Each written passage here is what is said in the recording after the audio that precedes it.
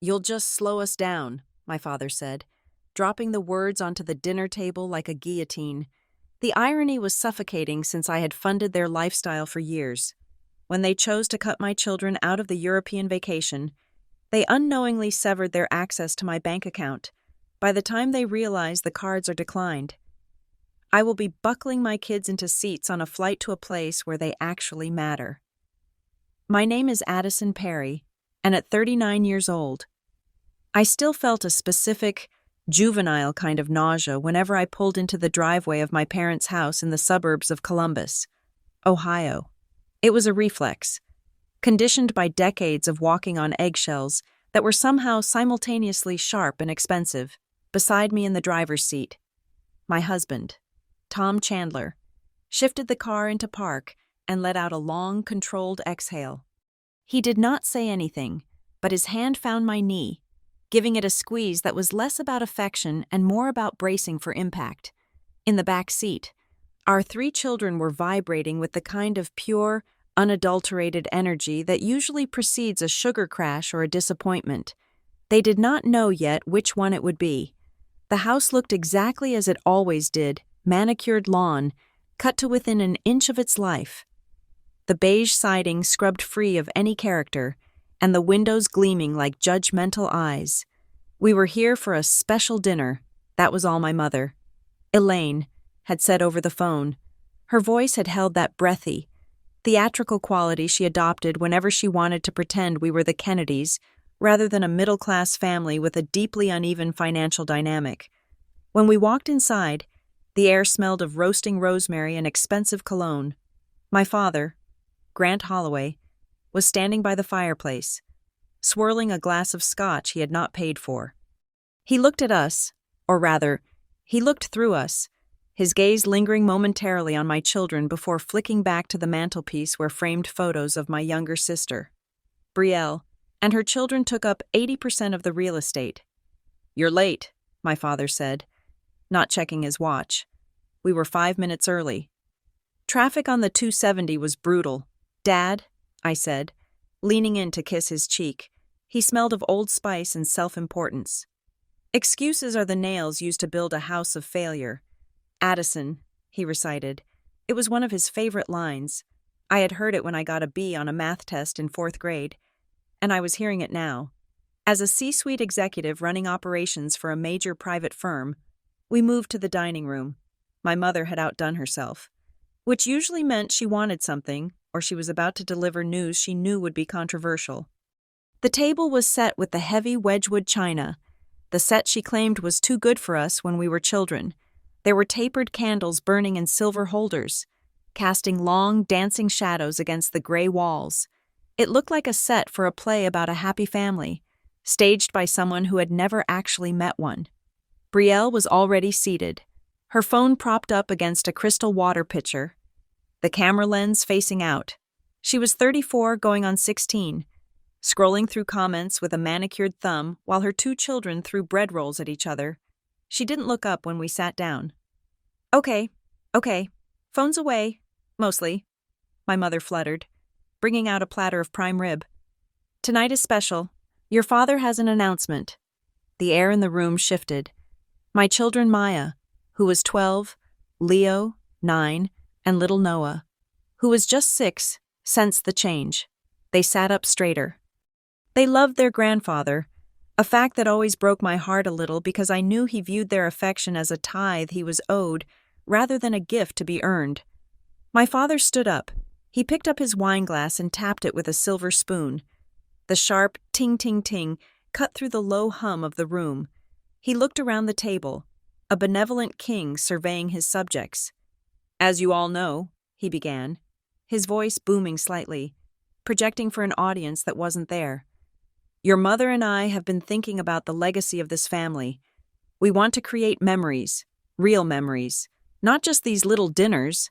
He paused for dramatic effect. Maya looked at me, her eyes wide. She whispered, "Is it Disney?" "So," my father continued, ignoring her, "we have decided that this summer, the Holloway clan is going to Europe." The eruption was immediate. My kids gasped. Leo threw his hands up. Europe like Italy. Can we see the Colosseum? I want to see the Eiffel Tower. Maya beamed, her previous caution dissolving into pure preteen joy. Even Tom, usually guarded around my parents, smiled. That sounds incredible. Grant, a huge trip. My father held up a hand. The smile on his face was tight, fixed, and did not reach his eyes. He let the excitement bubble for exactly 3 seconds before he popped it. Well, hold on now, he said, his voice dropping an octave, becoming serious and matter-of-fact. He looked directly at me, not at Tom, not at the grandkids jumping in their seats. He looked right at me. When I say the family, I mean the adults who can appreciate it, and Brielle's kids, since they're older and easier to manage. The room went silent. It was a physical silence, heavy and suffocating, like all the oxygen had been sucked out by an airlock breach. Excuse me? I said. My voice sounded very small in my own ears. We are taking Brielle and her brood, my father said, slicing a piece of meat on his plate as if discussing the weather. And obviously your mother and me, but not you, Addison, and not your kids. He looked up then, meeting my eyes with a challenging stare. You will just slow us down. You know how it is. With 3 of them, it is too much hassle. We want a relaxing trip, cultural, sophisticated. We can't be dragging a 6-year-old through the Louvre. I felt the blood drain from my face. It wasn't just the exclusion. It was the public nature of it. It was the way he said your kids like they were a different species from Brielle's children. Grant, Tom said, his voice low and dangerous. Are you serious? Dead serious, my father replied. Don't be sensitive. Tom, it is a logistical decision. Before I could speak, my mother stood up. She wasn't protesting. She wasn't looking at my devastated children. She was reaching under the buffet table. I have the itineraries, she chirped, her cheerfulness jarring and grotesque against the silence of my family. She began passing out thick, cream-colored envelopes, one for Brielle, one for Brielle's husband, one for my father, and then she produced a box. And look, she opened the box to reveal custom leather luggage tags, embossed with gold lettering, Holloway European Tour 2026. She handed them out. My children sat there, their hands empty. Addison, Tom, Maya, Leo, Noah. We were the only ones at the table without an envelope or a tag. The gap on the tablecloth where our gifts should have been was a crater. I looked at Brielle. She wasn't eating. She was holding her phone up. The camera lens now pointed directly at my children. She was recording. She wanted the reaction. She wanted the content. I looked at my kids. Maya, my brave 12-year-old, was staring at her empty plate, blinking rapidly. I saw her throat bob as she swallowed a sob, determined not to cry in front of people who clearly didn't want her. Leo, my 9-year-old, was frozen. He looked from the luggage tags to his grandfather, a look of total confusion on his face. He was trying to calculate the logic, trying to solve the equation of why he wasn't good enough. But it was Noah, my sweet, 6-year-old Noah. He tugged on my sleeve. The room was so quiet that his whisper sounded like a shout. "Mommy," he said, his voice trembling. "What did I do wrong?" That question hung in the air, vibrating. What did I do wrong? My father chewed his steak. "Oh, don't be dramatic," he said to Noah, dismissive. "You are too little. You wouldn't remember it anyway." "He will remember this," Tom said. He started to stand up, his knuckles white as he gripped the table edge. I placed my hand on Tom's forearm. His muscles were rock hard. He was ready to flip the table. He was ready to burn the house down. And honestly, I wanted him to. I wanted to scream. I wanted to take that crystal water pitcher and hurl it through the bay window. I wanted to list every single mortgage payment I had covered for them, every car repair, every loan that never came back. But then I looked at Brielle's phone. The red recording light was on. If I exploded now, I would be the villain. I would be the crazy daughter who ruined the nice dinner. I would be the ungrateful child. They would edit this.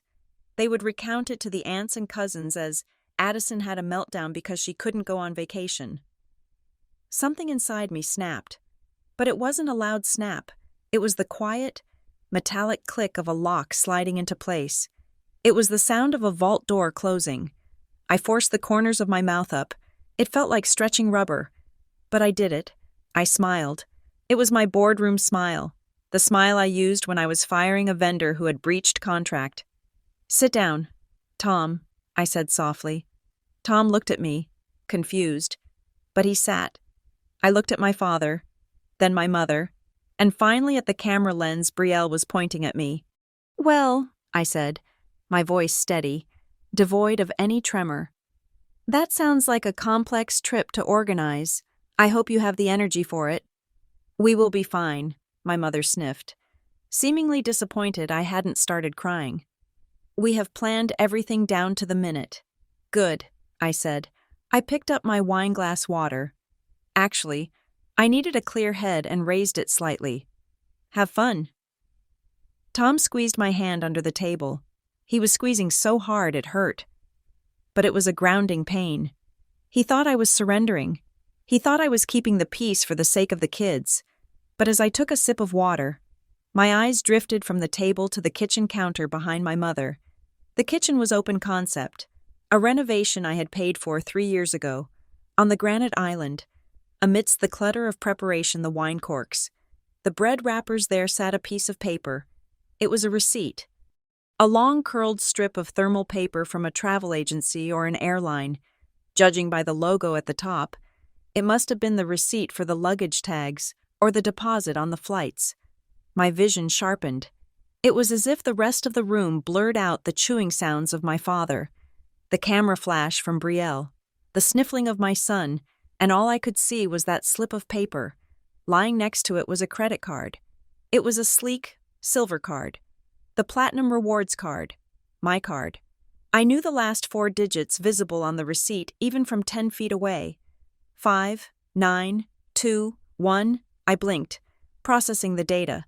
My parents were authorized users on that account. I had added them 5 years ago when my father had his hip surgery. Strictly for emergencies and pharmacy runs, I had never taken them off because we were family, and because every time I brought up money, I was accused of being petty. I watched my father take a sip of wine. He looked smug. He looked like a man who had successfully asserted his dominance, put his successful daughter in her place, and trimmed the fat from his vacation plans. He was going to Europe to celebrate his legacy. He was taking my sister. He was leaving my crying children behind. And he had paid for the deposit with my money. The calculation started in my brain. It wasn't emotional. It was purely operational. It was the way I looked at a supply chain failure at Wexler and Wren. You don't scream at the broken machine. You cut the power.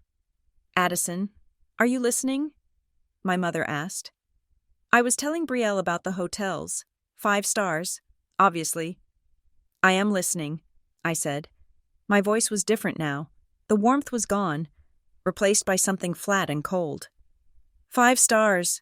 That sounds expensive." "Quality costs money," my father grunted. "You get what you pay for."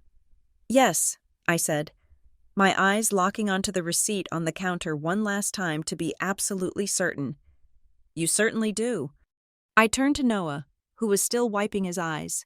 I reached over and wiped a tear from his cheek with my thumb. "Eat your potatoes, baby," I whispered. "Everything is going to be fine." Tom looked at me.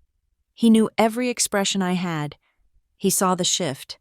He saw that I wasn't enduring anymore. I was planning. "Addie," he mouthed silently. I didn't answer. I just picked up my fork and cut into the meat. It was rare, bloody. They wanted a trip without me. They wanted to cut me out. They wanted to humiliate my children and document it for likes. They had no idea that the entire infrastructure of their lives, the roof over their heads, the car in the driveway, and the tickets in those creamy envelopes was resting on a foundation of my goodwill, and they had just taken a sledgehammer to it. "So when do you leave?" I asked, my voice light, conversational. 3 weeks, Brielle said, finally putting the phone down now that the drama had peaked. We fly out on the 14th. The 14th, I repeated. Perfect. I took a bite of the roast beef. It tasted like ash, but I swallowed it anyway. I needed the strength, because by the time they stood in the international terminal in 3 weeks, they were going to learn a very hard lesson about economics. You cannot fire the person who signs the checks and expect the business to keep running. I looked at the receipt one more time. Have fun, I thought, while it lasts. The receipt on the counter was not just a piece of paper. It was a ghost from a decade of bad decisions. As I sat there cutting my rare steak, watching my parents discuss the Louvre, my mind did not stay in that dining room. It traveled back through the years, tallying a ledger I had been too afraid to audit until this very moment. It started innocently enough, as these things always do. 10 years ago, shortly after I was promoted to regional director at Wexler and Wren operations. My father had pulled me aside. He had that look, the one that combined paternal pride with a subtle, tragic undercurrent of victimhood. The roof was leaking, he had said. The insurance company was stalling. He just needed a bridge loan, $5,000, just until the check cleared. I wrote the check. I felt important. I felt like the good daughter who could fix things. Tom had been skeptical even then. That night, lying in bed, he had asked if I ever expected to see that money again. I had been defensive, almost angry. I told him he did not understand family loyalty. I told him my father was a man of his word. The insurance check never cleared because, as I found out years later, the claim was never filed. The $5,000 was never mentioned again. It simply dissolved, absorbed into the Holloway ecosystem. That was the first crack in the dam. After that, the requests came not as questions, but as assumptions. When my younger brother, Landon, needed a car to get to a job interview in a city 3 hours away, it was my credit card that secured the rental. When he got the job but needed a deposit for an apartment, it was my bank transfer that satisfied the landlord. Landon was family. You help family. That was the mantra I repeated to Tom every time he raised an eyebrow at our bank statements. But it was not just the emergencies, it was the lifestyle creep that they felt entitled to share. Because of my role at Wexler and Wren, I traveled constantly. I spent half my life in airports and hotels, missing school plays and soccer games to secure contracts and manage supply chains. The trade-off for my absence was a massive accumulation of airline miles, hotel points, and elite status perks. My family viewed these points not as compensation for my hard work, but as a communal resource, a public utility. Addison, we were thinking of going to Florida for your mother's birthday, my father would say. You have those miles just sitting there. It would be a shame to let them expire. They never expired. But I would book the tickets, then I would book the hotel because I had the discount code. Then I would cover the rental car because my insurance provided better coverage. I did the math in my head as I chewed a piece of potato. Flights, hotels, checked bag fees, upgrades because my mother had bad knees, emergency cash transfers, dinner bills where the check was slid toward me with a chuckle and a, well, the big shot is here. It averaged out to nearly $40,000 a year. $40,000. That was a college fund. That was a down payment on a rental property. That was the early retirement Tom and I dreamed about. Instead, it was the fuel that kept the Holloway illusion running. I was the engine room of this family, burning myself out to keep their lights on, while they stood on the deck and complained that the ride wasn't smooth enough. But the money was only half the tragedy. The other half, the part that truly made my chest ache, was the emotional currency I had been spending on a deficit. I looked across the table at Brielle. She was showing my mother a photo on her phone of her daughter, Sophie, wearing a designer dress. "Oh, she looks like a little angel," my mother cooed. I remembered last Christmas. We had all gathered at this same house. I had bought tickets for everyone to see the Nutcracker front row seats. Naturally, my mother had insisted on coordinating outfits for the grandchildren. She had sent Brielle links to velvet dresses and miniature suits. When I asked what color scheme we were doing so I could buy things for Maya, Leo, and Noah, my mother had waved her hand dismissively. Oh, just have them wear whatever nice things they have. Addison, you know how hard it is to find matching sizes for 3 of them. Besides, Brielle found these on sale. On Christmas Eve, Brielle's children arrived looking like a page out of a catalog, perfectly matched in burgundy velvet. My children arrived in their best Sunday clothes, which were perfectly fine, but they looked like guests at their own family party. Then came the photo. "Let's get a picture of the grandkids," my mother had announced. She posed Brielle's 2 children on the love seat. She fussed over their hair. Then she looked at my 3. "Maya, honey, you stand in the back. Leo, you too. Noah, maybe you can just sit on the floor there. No, move to the side. You are blocking Sophie's dress." The resulting photo, which was framed and currently sitting on the sideboard behind me, was a study in hierarchy. Brielle's children were the stars, bathed in light, centered and smiling. My children were the periphery. Maya looked awkward in the back. Leo was half-shadowed. Noah looked like he had wandered into the frame by accident, when I had pointed this out to my mother later. Trying to keep my voice light, she had sighed the sigh of a martyr. "You are so sensitive, Addison," she had said. "It is just a picture. Why do you always have to make everything about you? Why do you have to be so difficult?" Difficult. That was their word for me. I was difficult because I had boundaries. Even porous ones. I was difficult because I did not need them for money, which meant they could not control me with purse strings. So they controlled me with guilt. My father was no better. He treated my children's achievements with a polite, glassy-eyed disinterest. When Brielle's son learned to tie his shoes, it was hailed as a milestone of human engineering. When Maya won the state science fair, my father had patted her head and said, "That is cute. Sweetheart, very cute. Cute, not impressive, not brilliant. Just cute." I looked at my children now. Maya was pushing peas around her plate. She knew. Children always know. She knew that her cousins were the main characters, and she was an extra. She knew that her mother paid for the tickets, but her aunt got the glory. The realization hit me with the force of a physical blow. Yet I remained perfectly still. They did not invite us to Europe because they did not want us there. That much was clear. But the deeper truth was that they had separated me into 2 entities. There was Addison the provider, who was essential. She was the credit card number. She was the logistics manager. She was the safety net. Then there was Addison the person, and her inconvenient family. We were noise. We were clutter.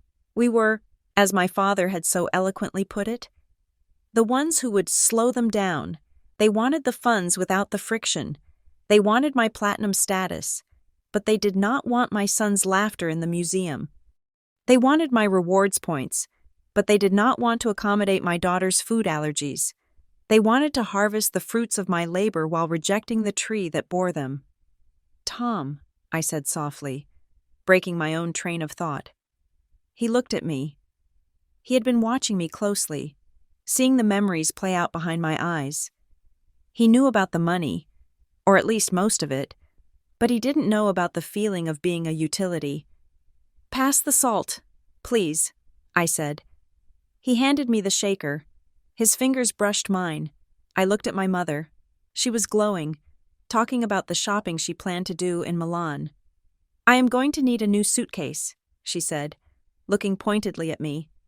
"My old Samsonite is falling apart. I saw that Toomey has a new line out.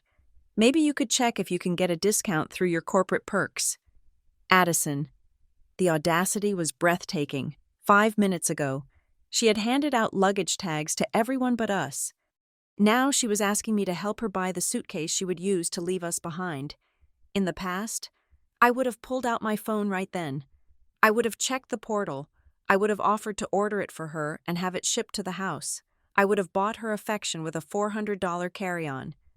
"Toomey is nice," I said, my voice steady. "Very durable." I did not offer to buy it. I did not offer to check for a discount. My mother paused, waiting. When the offer didn't come, a flicker of annoyance crossed her face. She wasn't used to me missing a cue. "Well," she said, a little sharper, "I suppose I will just have to look into it myself. Although I don't know why you hoard those points if you aren't going to help family. Hoard. I almost laughed. I had given them everything. I had given them a sunroom. I had given them vacations. I had given them my dignity. And tonight, they had handed me a bill for their cruelty and expected me to tip them for the service. The sentence, "You'll just slow us down," replayed in my head. It wasn't a concern about walking speeds or travel logistics. It was a declaration of value. To them, my children were burdens. They were liabilities that depreciated the value of the Holloway brand. I looked at the receipt on the counter again. It was the smoking gun. It proved that even while they were planning to exclude me, they were actively using me.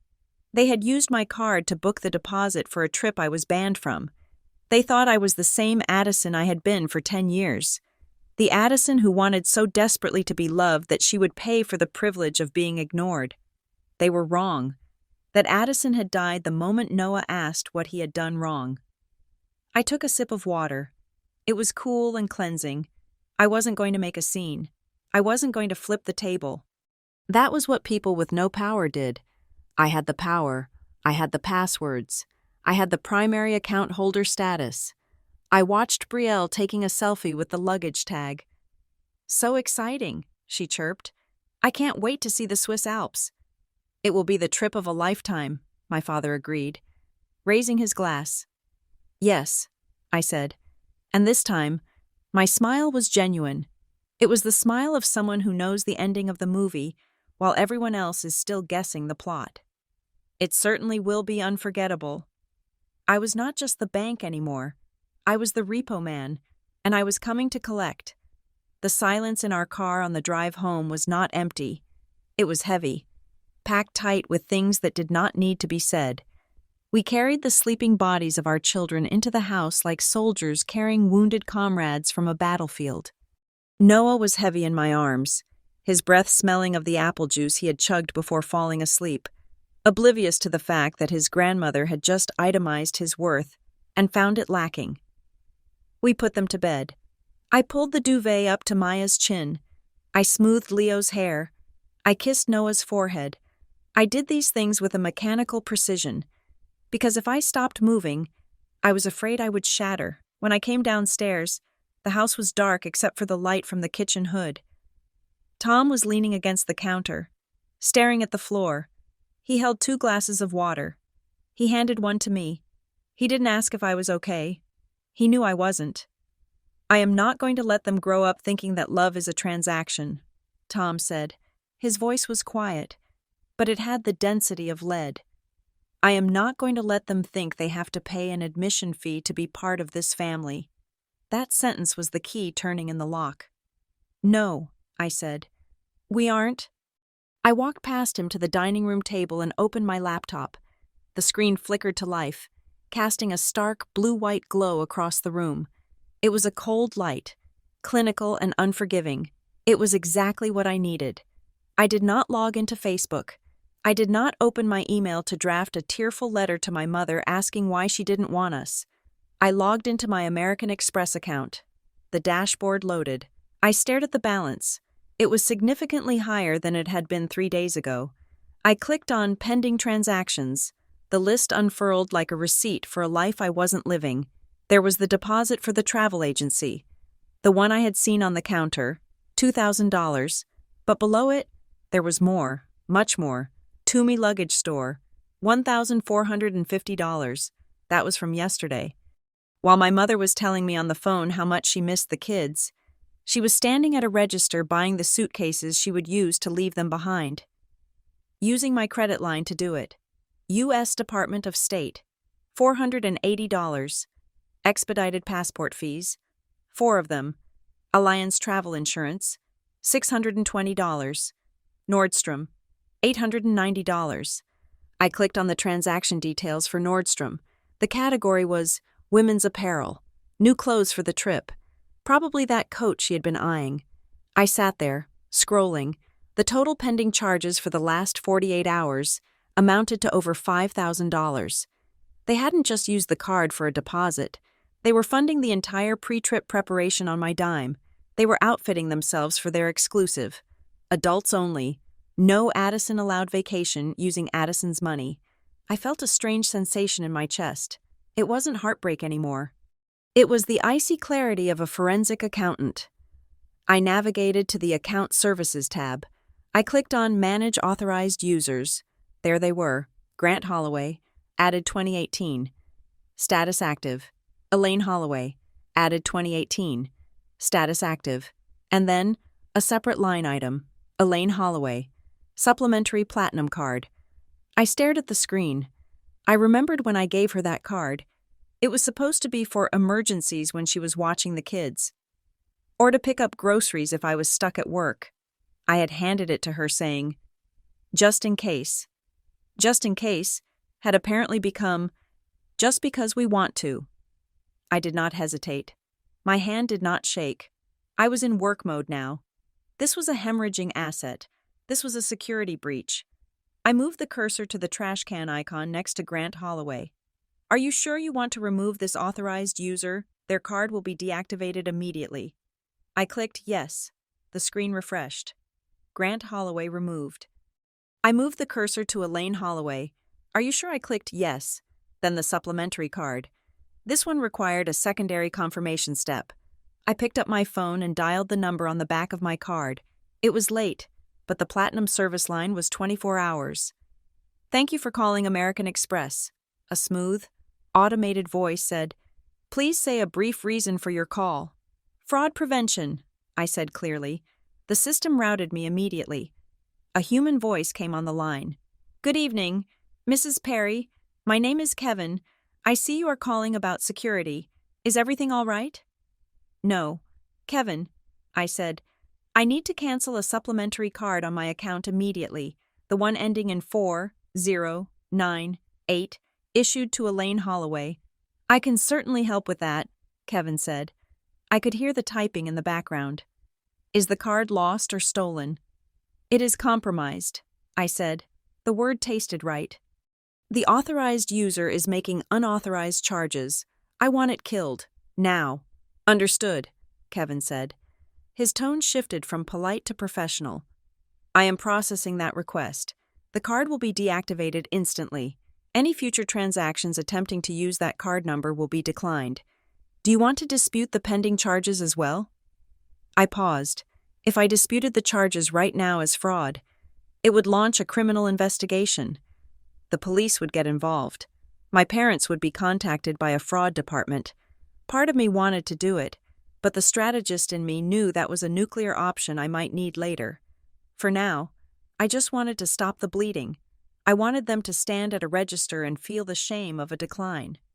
"Not yet," I said. "Let the pending charges sit. Just ensure no new charges can go through, not even for $1. "Done," Kevin said. "The card is dead. I have also removed the authorized user privileges as you requested through the app." "Is there anything else?" "Yes," I said. "I want to set a verbal password on the account. No changes to be made unless the caller provides this word." "Smart move," Kevin said. "What would you like the password to be?" I looked at the empty spot at the table where my children usually sat. "Priority," I said. "Priority," Kevin repeated. "It is set. You are all secured. Mrs. Perry." I hung up.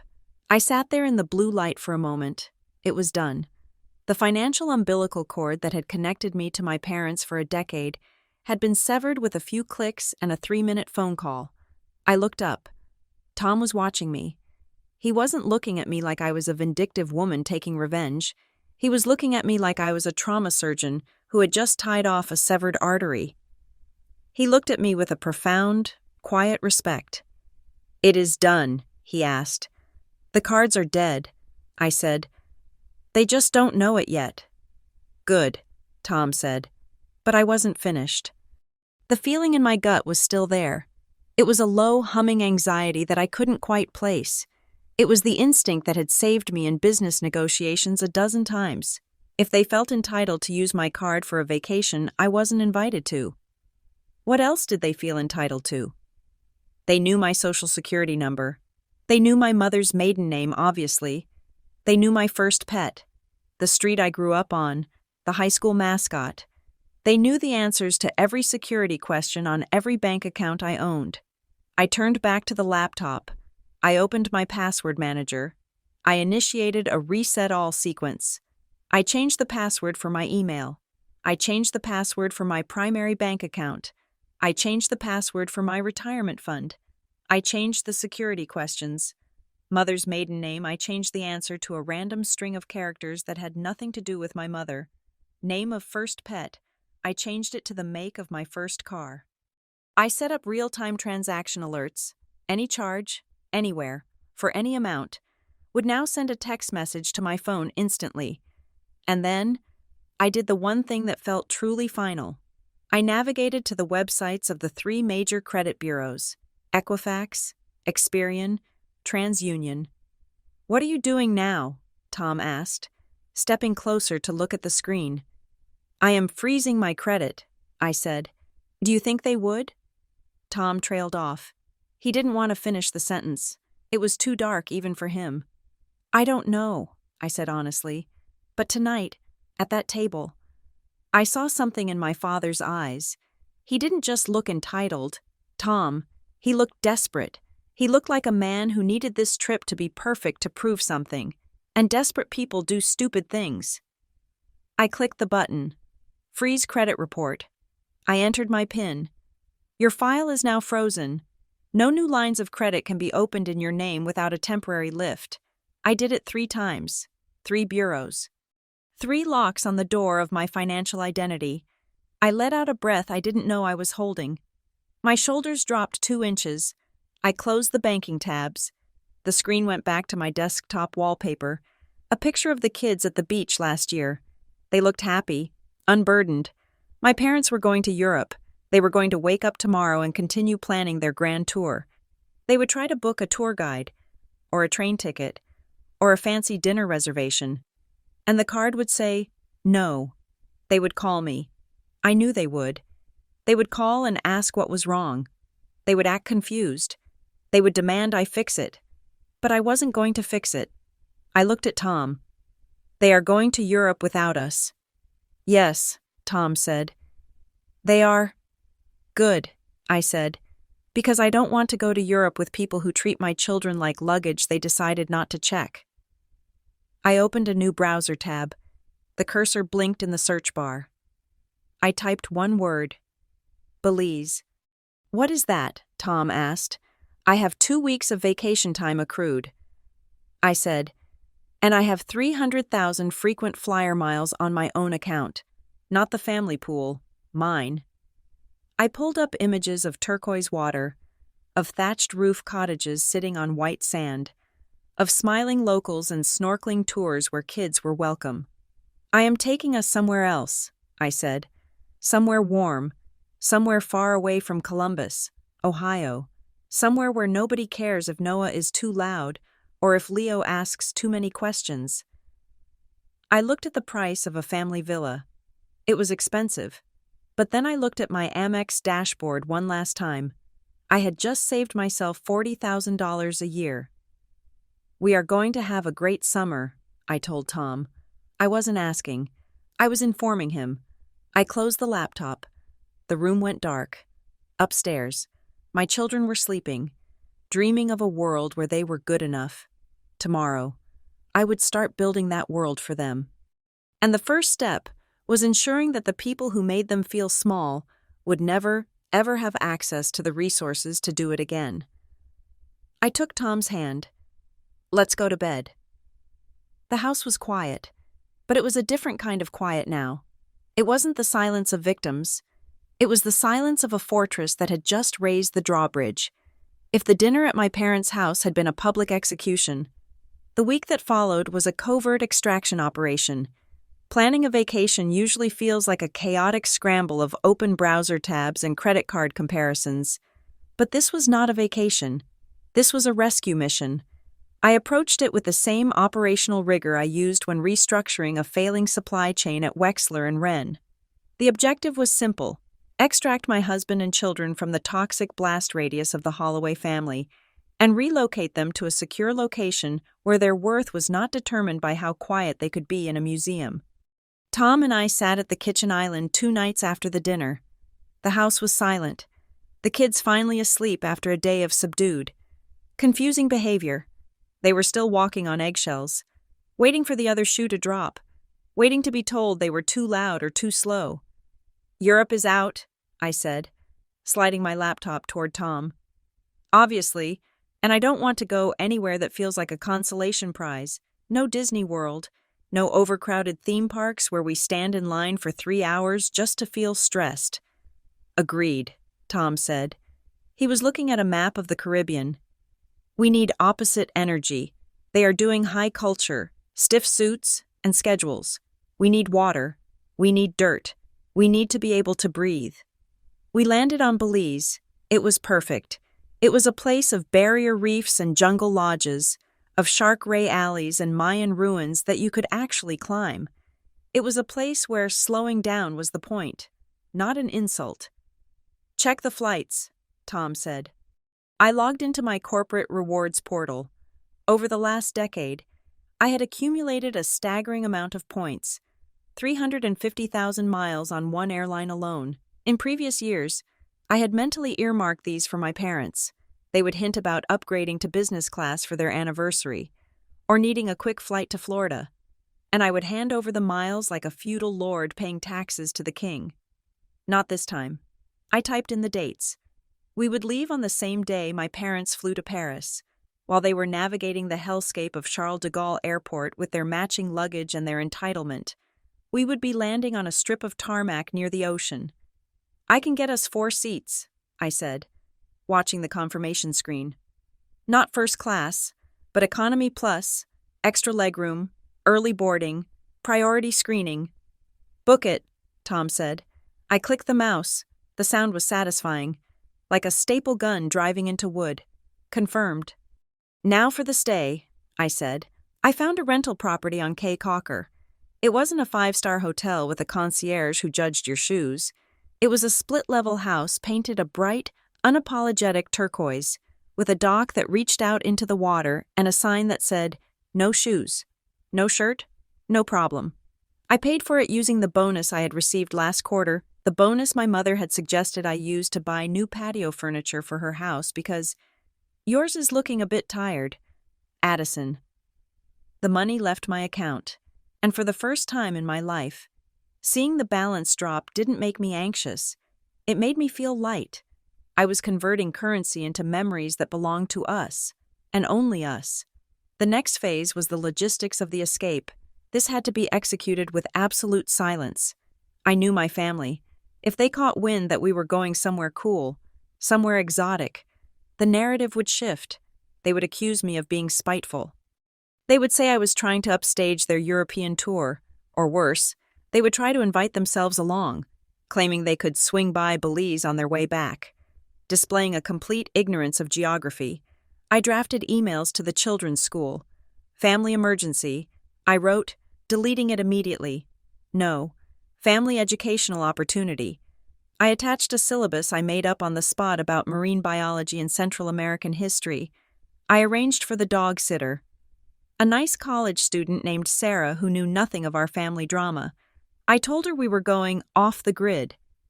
"If anyone calls the house phone," I told her, handing her the key, "do not answer it, and if anyone stops by saying they are family, tell them we went camping in the mountains and have no cell service." "Camping," Sarah repeated, nodding. "Got it, no cell service." It was a lie, but it was a necessary firewall. The hardest part was telling the kids. We waited until 3 days before departure. We didn't want them spilling the secret at school or, God forbid, on a phone call with their grandmother. We sat them down after dinner. I had made tacos messy, loud food. The mood was better than it had been, but the shadow of the European rejection still hung over them. Maya was eating quietly.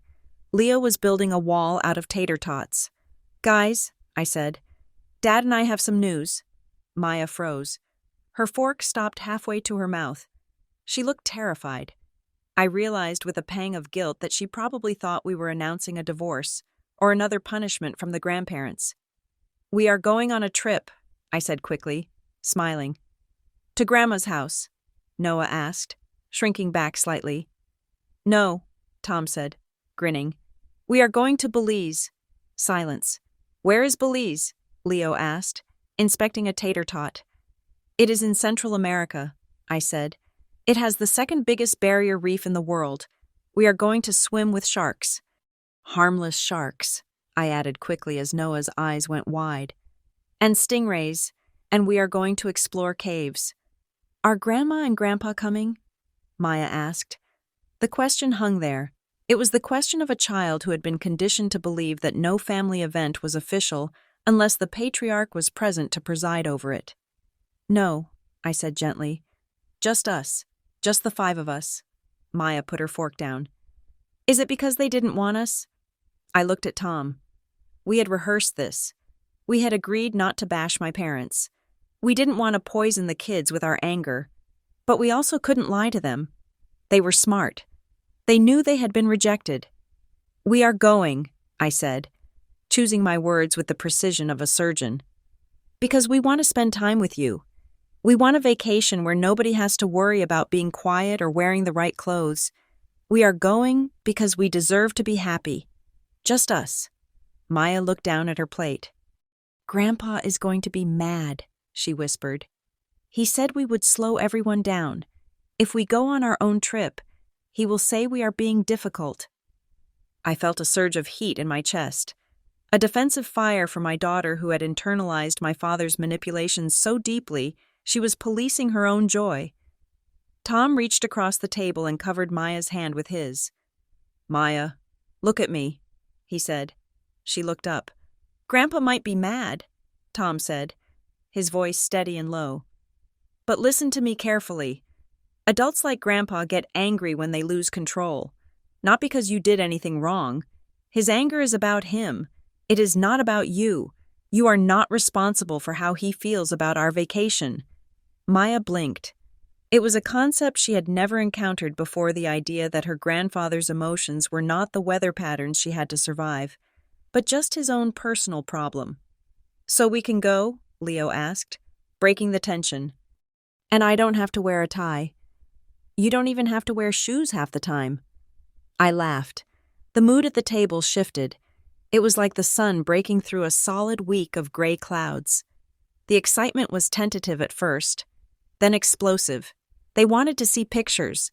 They wanted to know about the food. They wanted to know if there were monkeys. "But here is the rule," I said, raising a finger. "This is a secret mission. Operation Blue Water. We don't post on TikTok. We don't tell our cousins. We don't put it on SnapMap. Until we are back. Nobody knows where we are." "Like spies?" Noah asked, eyes shining. "Exactly like spies," I said. For the next 48 hours, our house was a hive of clandestine activity. We packed suitcases with swimsuits, sunscreen, and rash guards instead of the formal wear my mother had demanded for her cultural dinners. We bought waterproof cameras. We bought snorkel gear. Meanwhile, my phone was buzzing with the alternate reality of the Holloway family. I had muted the notifications, but I could still see the badges piling up on the Holloway family chat group. 72 unread messages. I opened it once, just to gauge the enemy's position. Brielle had posted a photo of her packing list. 3 coats. "Is that too many for Paris in the spring, LOL?" My mother had replied, "Bring them all. We will have porters." My father had posted a link to a restaurant in Rome. Reservation confirmed for 8 p.m. Jacket required. No children under 12 allowed. A week ago, that message would have crushed me. It would have been a direct arrow pointing at my exclusion. Now, I just looked at it and felt nothing. Or maybe not nothing. I felt a cool, distant amusement. I didn't reply. I didn't send a passive-aggressive, have fun. I didn't send a sad emoji. I simply closed the app.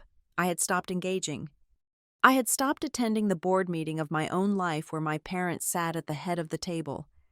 I had walked out of the conference room and locked the door behind me.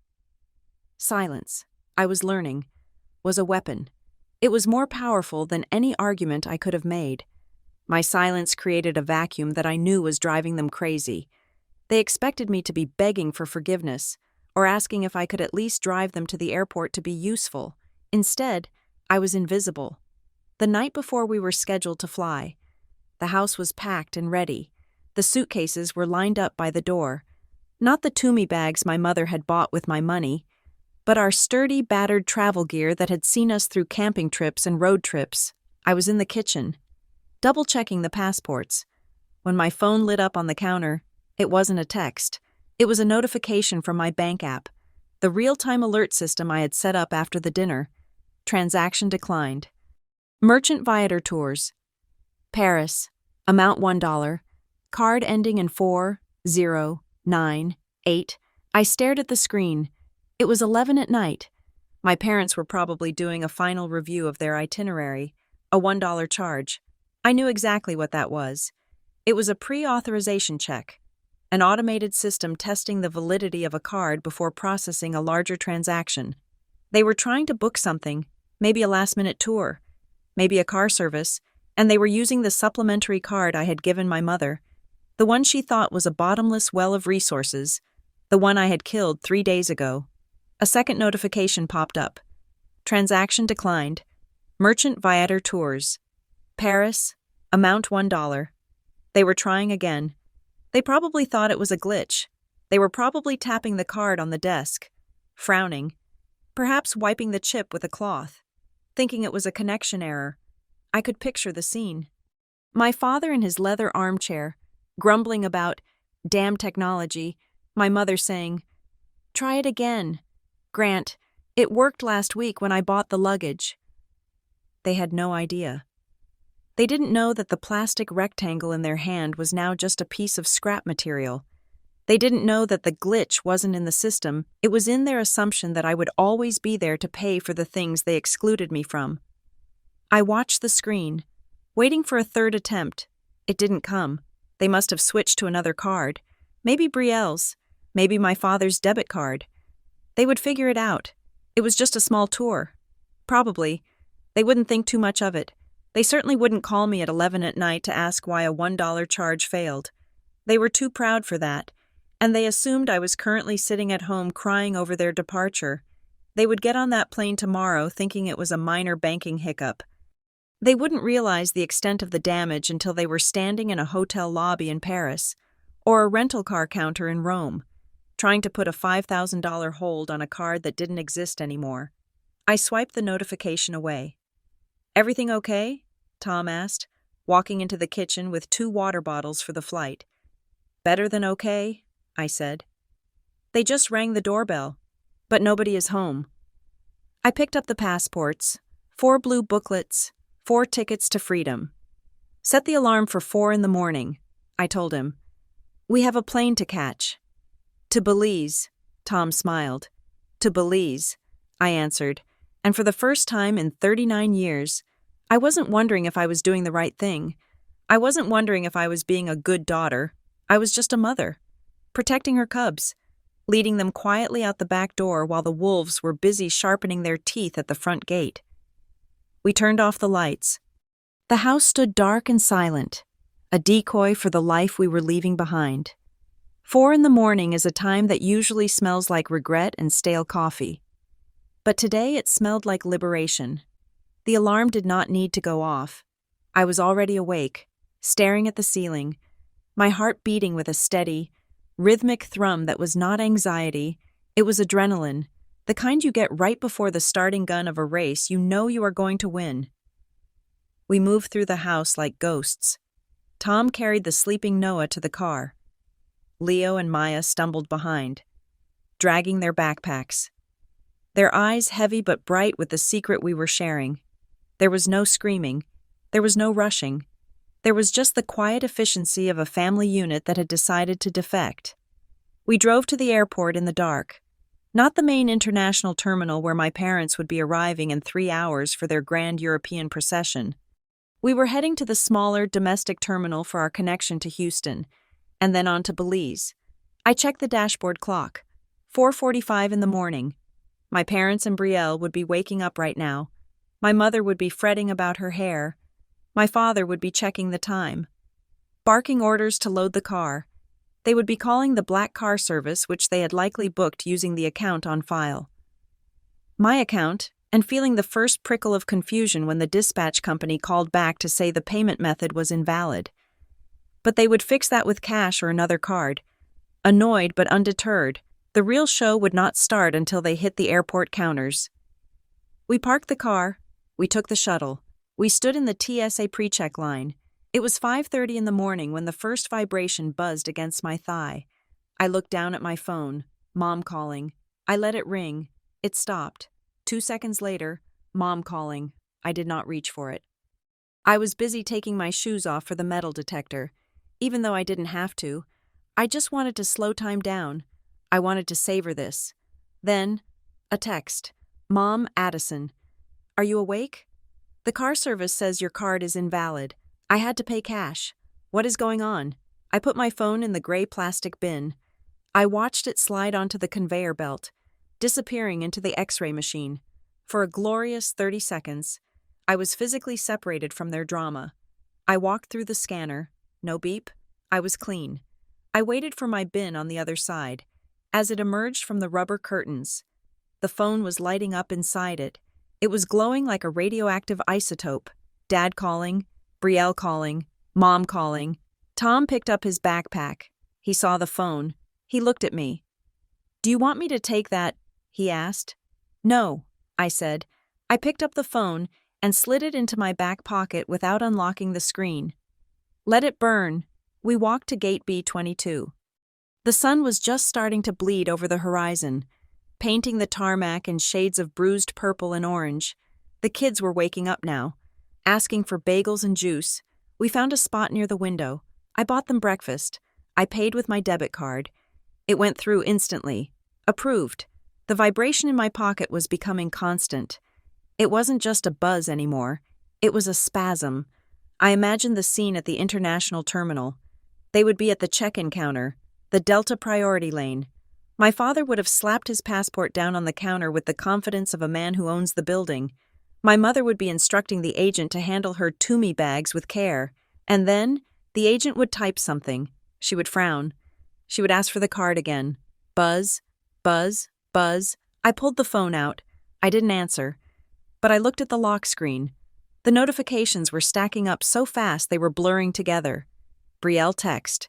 Pick up the phone. We are at the counter, Mom. Text Addison. They are saying the card is declined. All of them. The platinum. The authorized user. Everything. Call the bank now. Dad. Text. This is embarrassing. Fix this immediately. Brielle. Text. The lady is weighing my bags and asking for payment for the overage. My card is linked to yours, so it is not working either, Addison. I took a bite of my bagel. Everything seasoning. It tasted delicious. Mom, look at that big plane. Leo pointed out the window. That is a Boeing 777, I told him, ignoring the device that was trying to claw a hole in my jeans. It can fly halfway around the world without stopping. Is that the one Grandpa is on? Noah asked, innocent. No, I said. Grandpa isn't on a plane yet, and he probably wouldn't be for a while. We boarded our flight. I scanned my boarding pass. The little machine beeped green, a happy sound, a sound of permission. As we walked down the jet bridge, the phone rang again. It was my mother. I declined the call. Then my father. Declined. Then Brielle. Declined. I was not negotiating. I was not explaining. I had learned the hard way that you cannot explain boundaries to people who view you as property. You cannot have a rational conversation with someone who is currently screaming at an airline employee because their free ride just evaporated. We found our seats. Row 12, window, middle, aisle. Tom took the aisle across from us. I buckled Noah in. Are we going to space? He asked. Close, I said. We are going to the clouds. I sat back and finally, as the flight attendants began their safety demonstration, I unlocked my phone. I had 14 missed calls, 23 text messages, 3 voicemails. The plane was still at the gate. We had 10 minutes before the doors closed. I put my earbuds in. I'm just going to check something, I told Tom. He nodded. He knew what I was doing. He was watching my hands. They were steady. Rock steady. I tapped the first voicemail. It was my mother. The timestamp was 6:12 in the morning. Her voice filled my head. It was high-pitched, breathless, bordering on hysterical, background noise of airport announcements and rolling wheels. Addison, pick up your phone. I am standing here at the check-in and the girl is telling me the card is reported lost or stolen. I told her it is right here in my hand. She actually cut it. Addison, she took scissors and cut the card. Do you hear me? You need to call American Express this second and tell them it is a mistake. Your father is furious. People are staring. Call me back. Click. I didn't feel guilt. I felt a strange, detached fascination. She cut the card. Of course she did. That is standard protocol for a card reported as compromised. The agent was just doing her job. I played the second voicemail. My father. 6:20 in the morning. His voice was different, low, seething. The voice he used when he was about to fire someone. Addison, I don't know what kind of game you are playing, but it ends now. We cannot check the bags. The upgrade to business class that you promised to handle with points. It is gone. They are saying the account is locked. I am standing here with my luggage on a scale and I look like a pauper. Unfreeze the account, now, or we are going to have a very different conversation when I get back. When I get back, even in his rage. He assumed he was still going. He assumed I would fix it. He assumed I was sitting by the phone, trembling, waiting for his command to open the floodgates. I tapped the third voicemail. Brielle, 6:35. You are such a bitch, Addison. Seriously. You did this on purpose. Sophie is crying because I am stressed out and it is all your fault. We are going to miss the flight if you don't fix this. Mom is crying. Everyone is looking at us. You have ruined everything. Fix it. Just transfer the money or unlock the card. How can you be so selfish? Selfish.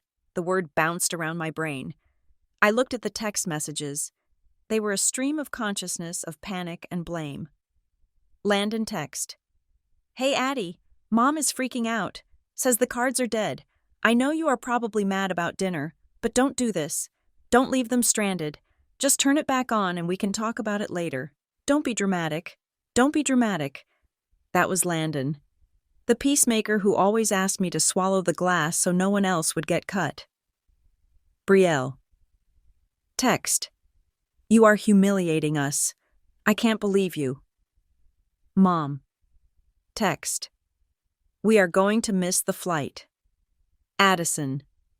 The flight attendant walked by. Phone's on airplane mode. Please, we are pushing back. This was it. The window was closing. They were standing at the counter, or maybe they had been moved to the side. That shameful little area where people with payment problems are sent to make frantic phone calls. They were waiting for me to save them. They were waiting for the ding of a text that said, "It is fixed. I am sorry." I opened the group chat, the one named Holloway Europe 2026. My fingers hovered over the keyboard. I could explain. I could list the $40,000 a year. I could mention the disrespect. I could tell them about the slow us down comment. I could tell them about the Toomey luggage receipt. But explanations are for people who care about your perspective. These people only cared about my utility. So I gave them exactly what they had given me at dinner. A polite, socially acceptable dismissal.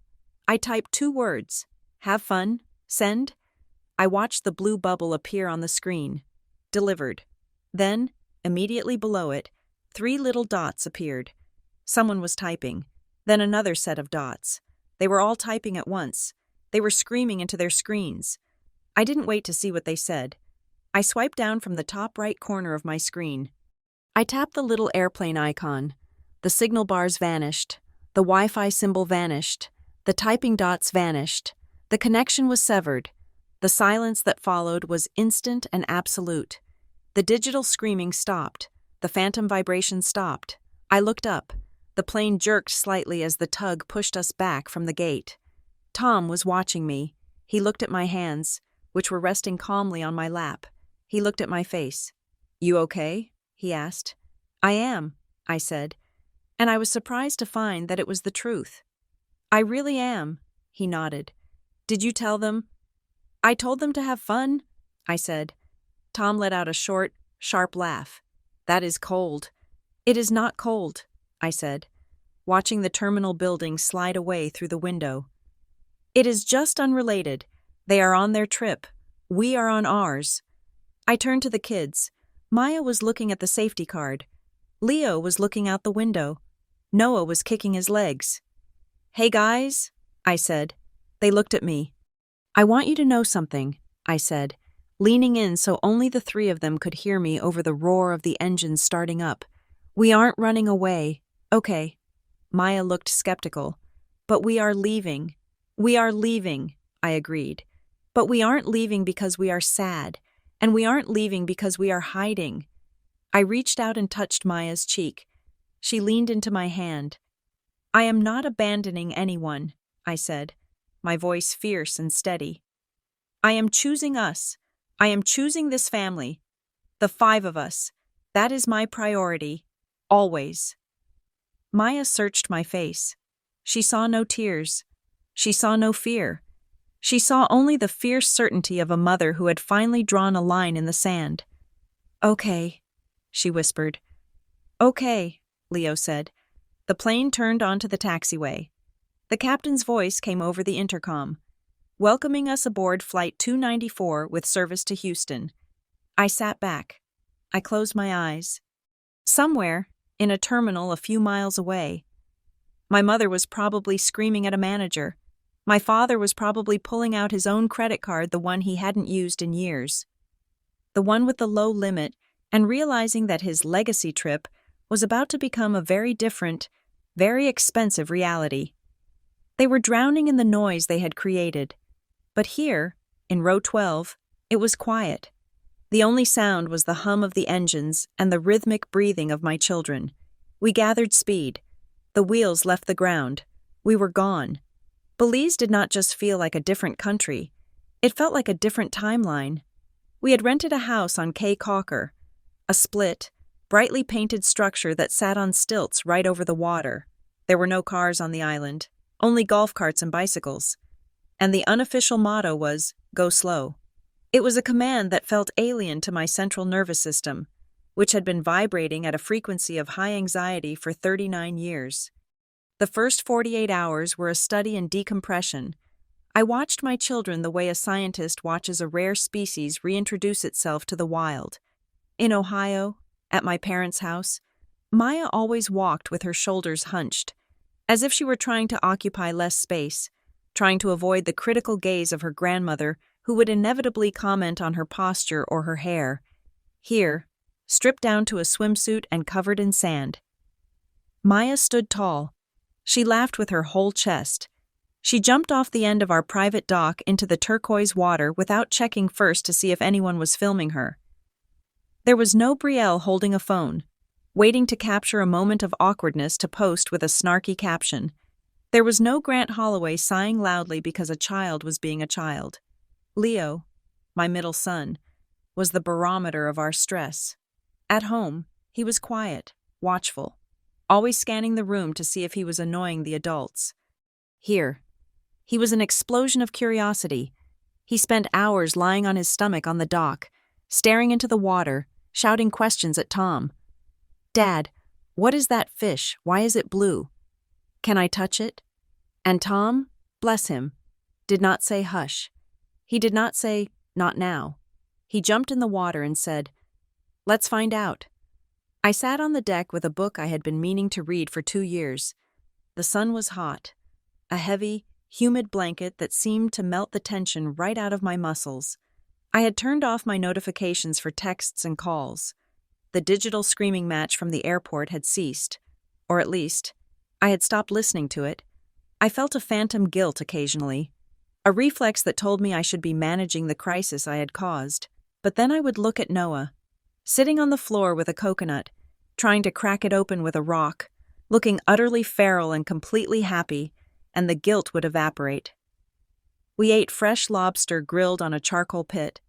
We walked barefoot to the split to watch the sunset. We existed.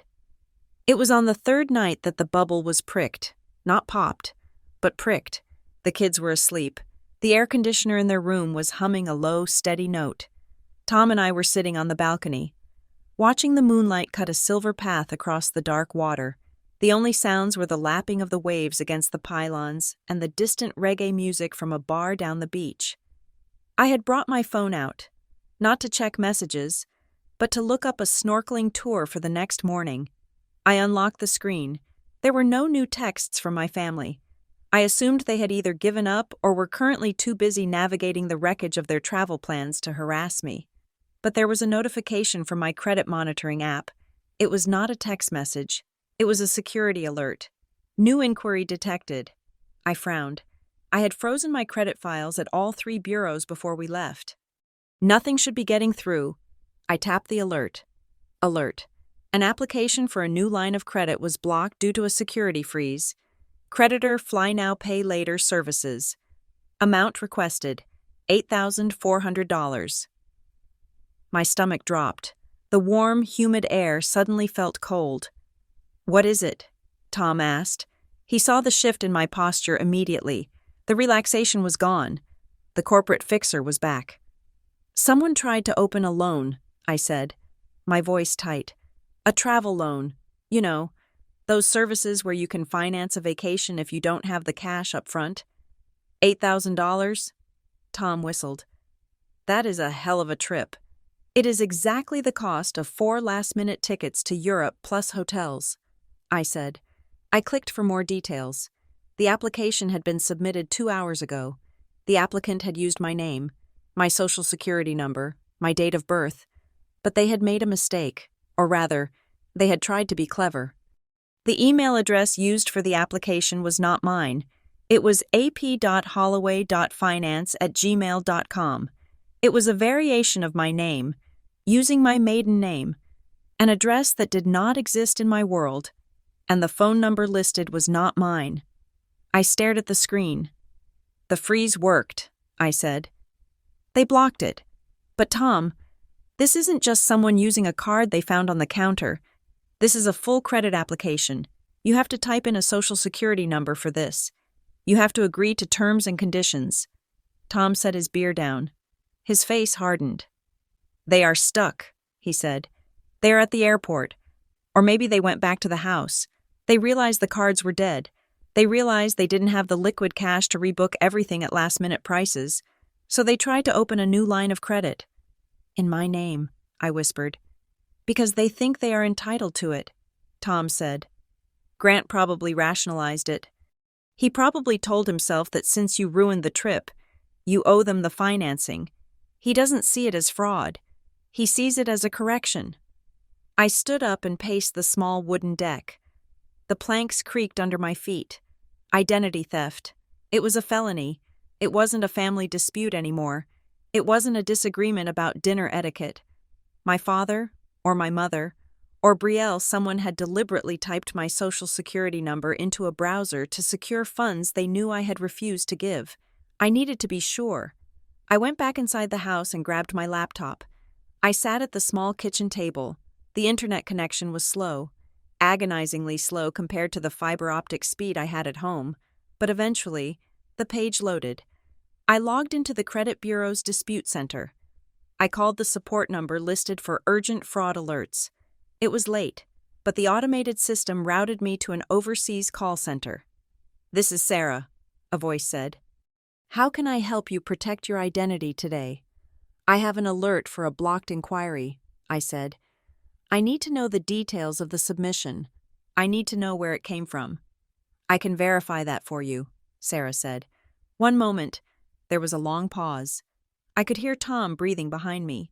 He had come inside and was standing guard, his hand resting on the back of my chair. "Okay," Sarah said. "I see the attempt. It was for a point-of-sale loan at a travel booking site. The applicant provided a social security number ending in 4589. "That is me," I said. "The application was instantly rejected because your file is frozen," Sarah continued. "However, Mrs. Perry, I must warn you, the person who applied had a significant amount of your personal information, current address, employer name, income bracket. This was not a random bot.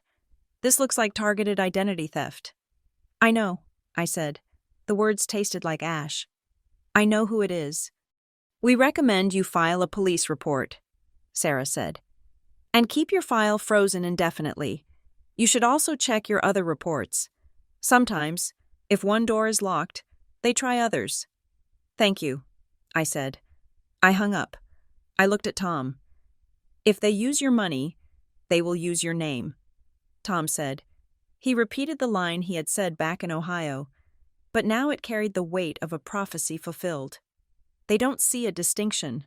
Addie, to them, you aren't a person with rights. You are a resource, and when a resource malfunctions, you bypass the controls. I felt a surge of anger. Hot and sharp, it cut through the sadness. They were not just mad at me, they were actively trying to rob me. They were willing to destroy my credit score, my financial reputation, just to save face and get on a plane to Paris. I am documenting this, I said. I opened a new folder on my desktop. I named it Evidence. I took screenshots of the alert. I downloaded the transaction log from the credit bureau. I saved the email notification. I wasn't doing this to be petty. I wasn't doing this to throw it in their faces at Thanksgiving. I was doing this because I was a professional, and I knew that if things got ugly and they were getting ugly, I needed a paper trail. I needed proof that I'd taken steps to stop them. I am not going to let them ruin this trip, I said, typing furiously. I am not going to spend tomorrow on the phone with lawyers. I am going to save this, lock it away, and deal with it when we touch down in Columbus. Good plan, Tom said. But I couldn't stop digging. Just one more thing. I went into the details of the failed application one last time. I wanted to see the metadata.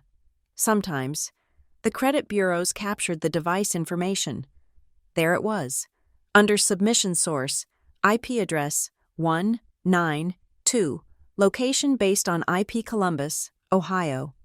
Billing address used for application 147 Oak Street. My breath hitched. 147 Oak Street. That wasn't my address.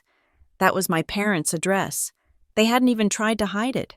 They had used my name, my social, my income information, but they had listed their home address as the billing address. Why? Because they wanted the tickets sent there. No, because they were arrogant, because they thought that if they used their address, I wouldn't see the mail. They thought they could open the loan, take the trip, and maybe pay it off or not before I ever noticed. They thought they could operate a shadow financial life in my name, anchored to their mailbox, where they could intercept the statements. It was a level of betrayal that went beyond theft. It was an erasure. They were trying to clone my financial identity and keep it as a pet in their house. They used their address, I told Tom. They tried to register the loan to their house. Tom looked at the screen. He shook his head slowly. That is federal wire fraud. Addie, that is mail fraud. That is prison time if you push it. I know, I said. I closed the laptop. My hands were cold, despite the tropical heat. I stood up and walked over to the sliding glass door. I looked at my children sleeping in the next room. Noah had kicked off his sheets. Maya was hugging a pillow. They were safe here. But back home, the people who were supposed to love them were currently trying to mortgage their mother's future to pay for a vacation.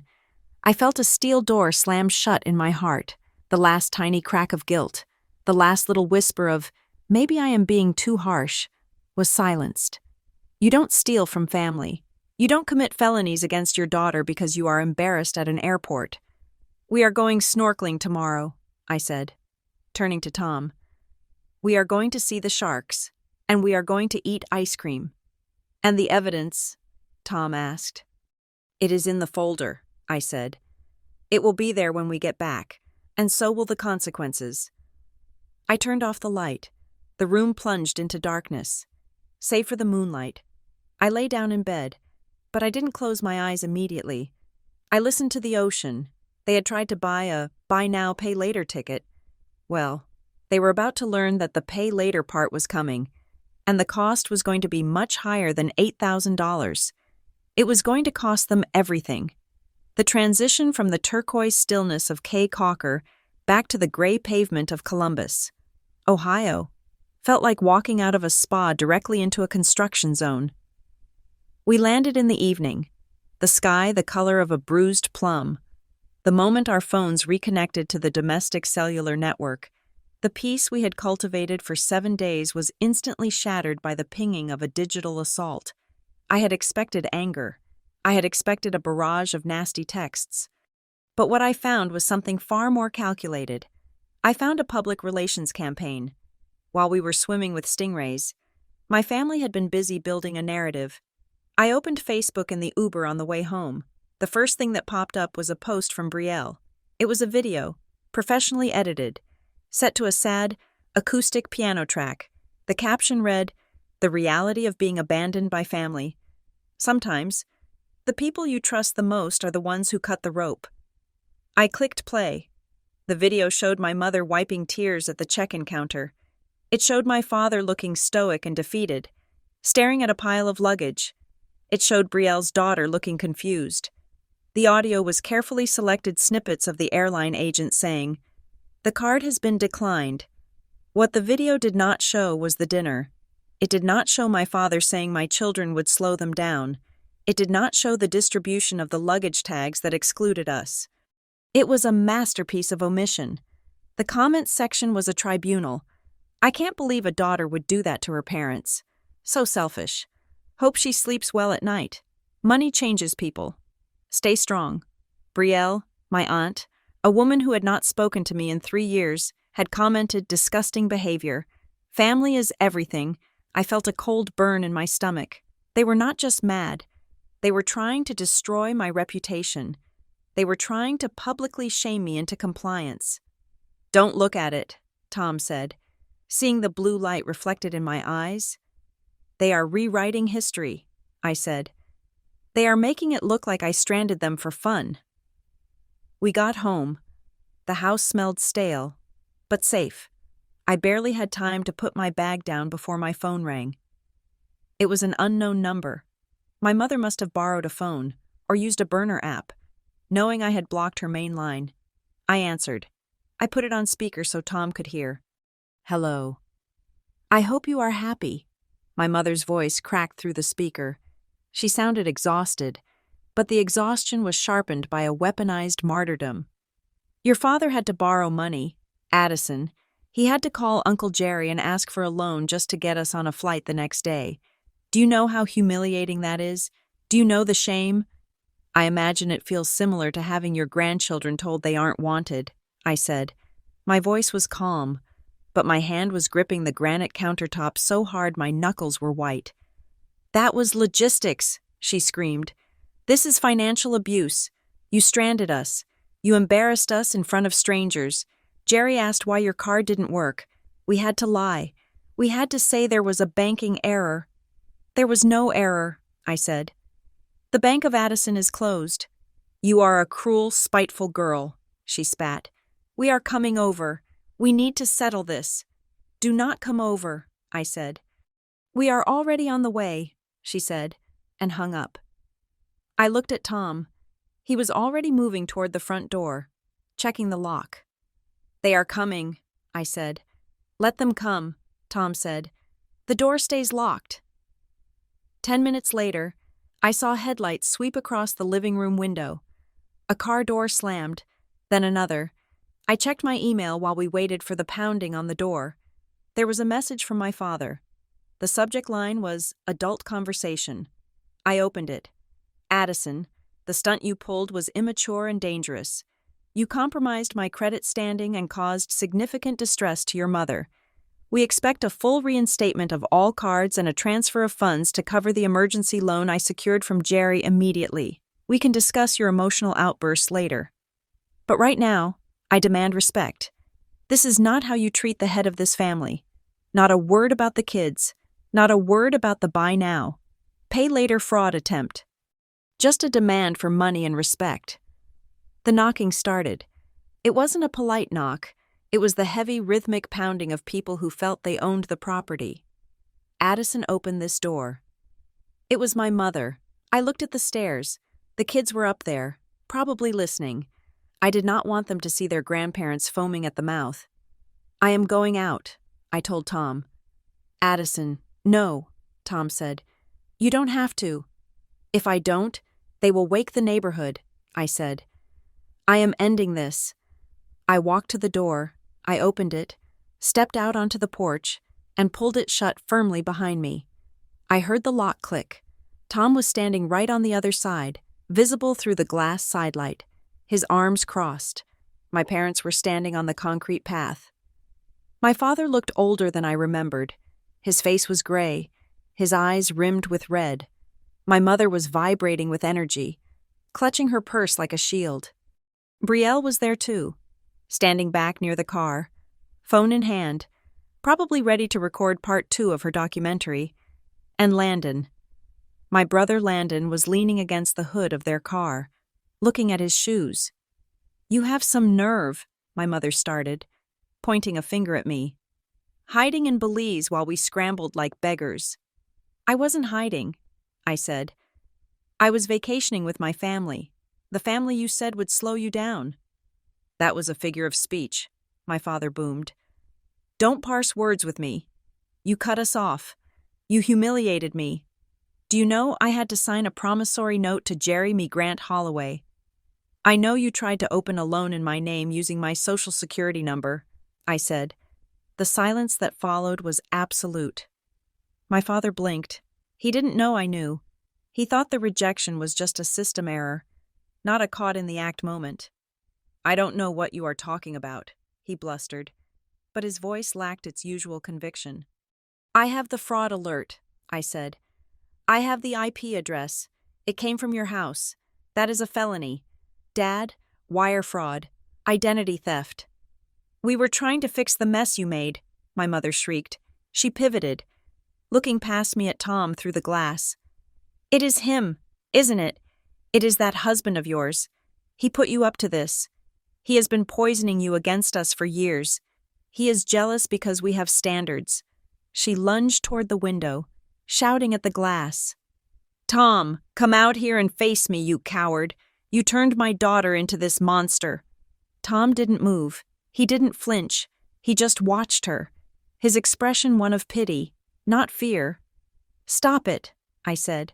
My voice was low, but it carried enough force to make my mother freeze. "Tom didn't do this. I did. I removed you.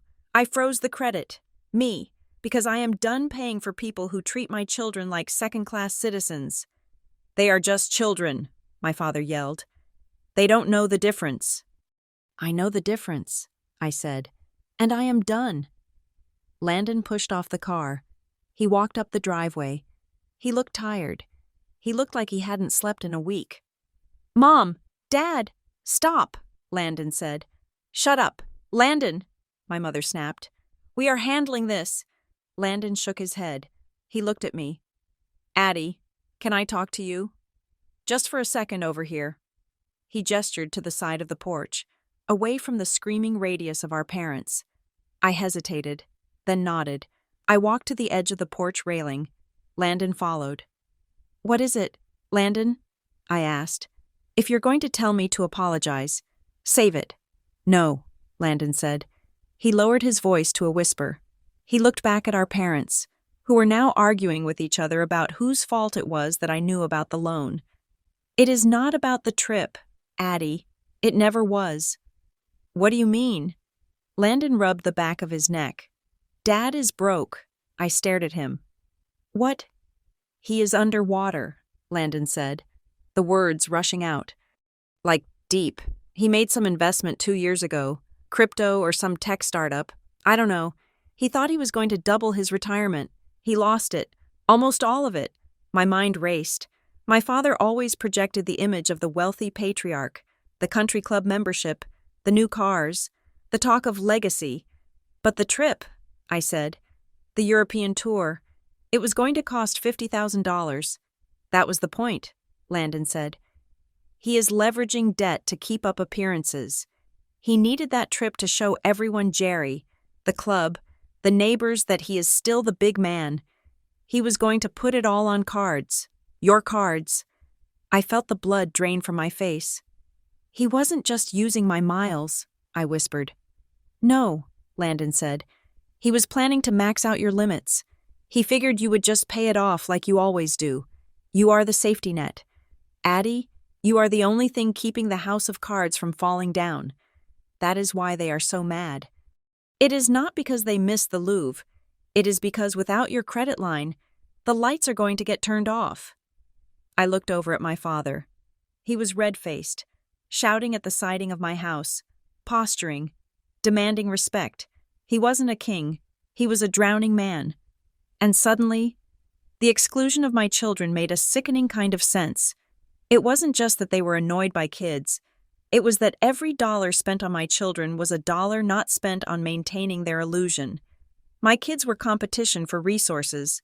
They cut my children out to save budget room for their 5-star hotels, so they could take pictures and prove to the world they were still rich. They needed me as a life raft, and to fit themselves on the raft, they had shoved my children into the water. Does Mom know? I asked Landon. She knows enough, Landon said. She knows the money is tight. She thinks you are being stingy. She doesn't want to admit the reality either. I looked at them. Really looked at them. I saw the fraying cuffs on my father's shirt that I hadn't noticed before. I saw the desperation in my mother's eyes, the panic that was fueling her rage. They were terrified, but instead of coming to me and asking for help, instead of admitting they were in trouble, they had tried to steal from me. They had tried to defraud me, and they had insulted my children to do it. A new kind of resolve hardened in my chest. It was colder than anger. It was the absolute clarity of a business decision. I walked back to the center of the porch. Dad, I said. He stopped yelling. He adjusted his jacket, trying to regain his dignity. Finally, he said, are you ready to transfer the funds? No, I said. And I know about the debt. My father froze. His mouth opened, then closed. He looked at Landon, betrayal flashing in his eyes. Landon doesn't know what he is talking about. My father stammered. Temporary liquidity issues, normal market fluctuations. Stop, I said. I know, and here is what is going to happen. You are going to leave my property, you are going to stop posting videos about me, and you are going to figure out your own mess. You can't do this, my mother sobbed. We are family. You have so much. You work at that big company. How can you watch us struggle? I can watch you struggle, I said, my voice trembling slightly for the first time. Because I watched you discard my children. You chose your pride over my kids. So now, you can eat your pride. We will sue you, Brielle shouted from the driveway, for emotional distress. Go ahead, I said, and I will counter-sue for identity theft and credit fraud. I have the evidence. Brielle, I have the IP logs. Do you really want a discovery phase where I open Dad's finances for the court to see? My father went pale. The threat of legal exposure of the truth coming out was the one thing that could silence him. Get in the car, Elaine, he said quietly. But Grant, get in the car, he roared. My mother flinched. She looked at me one last time, her eyes filled with hate. You are not my daughter. I know, I said. I am just the bank, and the bank is closed. They piled into the car. It was a chaotic retreat. Brielle was still filming, or maybe texting, but the energy was gone. They looked small. As they backed out of the driveway, Tom opened the door. He stepped out and put his arm around me. You okay? He asked. They are broke, I said. They are broke, and they were using me to hide it. Tom let out a long breath. That explains everything. Yeah, I said. It does. I looked at the empty street where their taillights had disappeared. I felt a profound sense of grief. Not for the parents I had, but for the parents I wished I had. The parents who would have said, "We are in trouble. Can you help us?" instead of, "You are not invited. But your credit card is..." "Come inside," Tom said. "The kids are asking for you." I turned my back on the street. I walked into my house. I locked the door. The siege was over, but the war for my identity and my safety was just entering its final phase. I knew they wouldn't stop. desperate people never stop until they hit a wall. I was going to build that wall, and it was going to be 10 feet tall and made of reinforced concrete. The morning after the confrontation on my front porch, the air in the house felt scrubbed clean, but my mind was cluttered with the debris of what Landon had told me. Dad is broke. That sentence had been the final puzzle piece, transforming a picture of simple parental entitlement into a much darker landscape of desperation and fraud. I did not go into the office. Instead, I set up a command center at my dining room table. I had my coffee, black, and a fresh notepad. I was not operating as a daughter anymore. I was operating as an external auditor conducting a forensic review of a compromised asset. The asset was my life. I had already frozen my credit, which stopped new applications, but I needed to know what damage had already been done. The standard free credit summary was not enough. I paid the fee for the full 3-bureau detailed report, the kind that lists every inquiry, every address change, and every soft pull for the last 7 years. The file was 40 pages long. I began to read, line by line, cross-referencing dates with my own calendar. Page 1 was standard: mortgage, car lease, student loans, paid off. Page 2, credit cards, the Amex Platinum, the Visa signature, all familiar.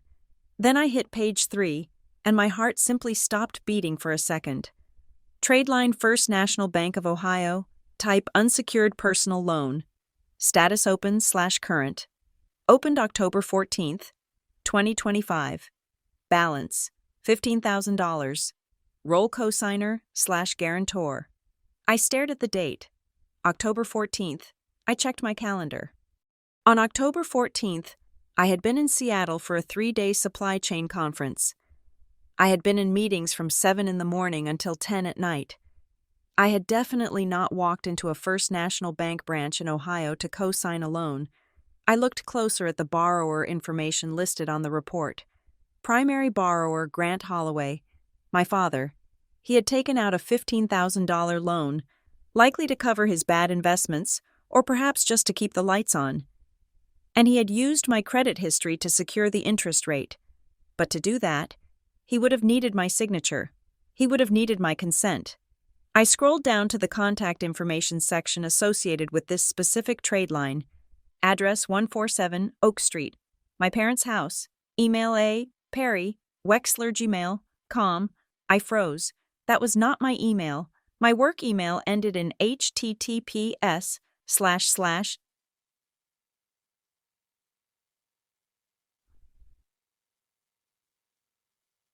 Google.com/search Q equals Wexlerin.com. My personal email was just my name at Gmail.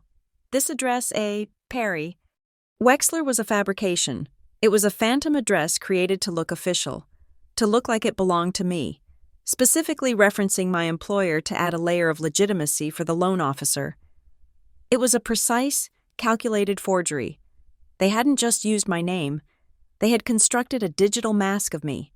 They had created an email account, monitored it for the verification codes, and digitally signed the documents pretending to be me, all while I was presenting quarterly projections in Seattle. I felt a wave of nausea, but I swallowed it down. Nausea was not useful. Evidence was useful. I printed the page. At 10 o'clock, I walked into the office of Marcus Vance, a civil litigation attorney recommended by a contact at my firm.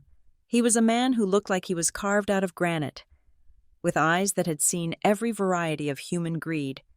I laid the credit report and the buy now, pay later rejection screenshots on his desk. "This is not a family dispute," Marcus said after reviewing the documents in silence for 10 minutes. "This is a criminal enterprise operating out of a suburban living room." "I don't want to send them to prison," I said. The words tasted strange coming out of my mouth. Did I mean them? "I just want to be disentangled. I want my name off their debt. I want to ensure they can never touch my financial life again." Marcus took off his glasses. "Here's the problem.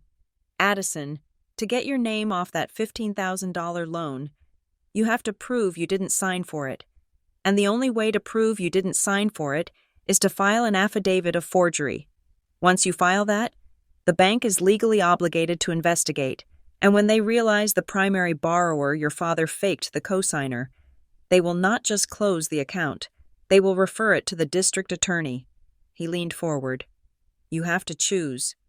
You can pay the $15,000 yourself to make it go away and shield him, or you can file the dispute, protect your credit, and let the consequences fall where they may, but you cannot do both. You cannot half protect yourself. I thought about the slow us down comment. I thought about my children's faces when they were handed nothing while their cousins got leather tags. I thought about the sheer arrogance of creating a fake email address in my name. I am not paying it, I said. Then we file, Marcus said. We file a formal dispute with the credit bureaus and the lender. We state clearly, I did not authorize this account. The signature is a forgery. We do not name your father explicitly in the initial filing if you want to be subtle, but the bank will connect the dots immediately. Do it, I said. Marcus nodded and began drafting the paperwork. One more thing. You need to audit everything. If they were comfortable faking an email for a bank loan, they have likely utilized your identity in other areas. Check your medical records, check your tax filings, and, Addison, check your work. My work? You are a high-level executive, Marcus said. You have expense accounts, you have corporate perks, if they know your corporate card number, or if they have access to your booking portals. A chill went down my spine that had nothing to do with the air conditioning. I left his office and drove straight to Wexler and Wren.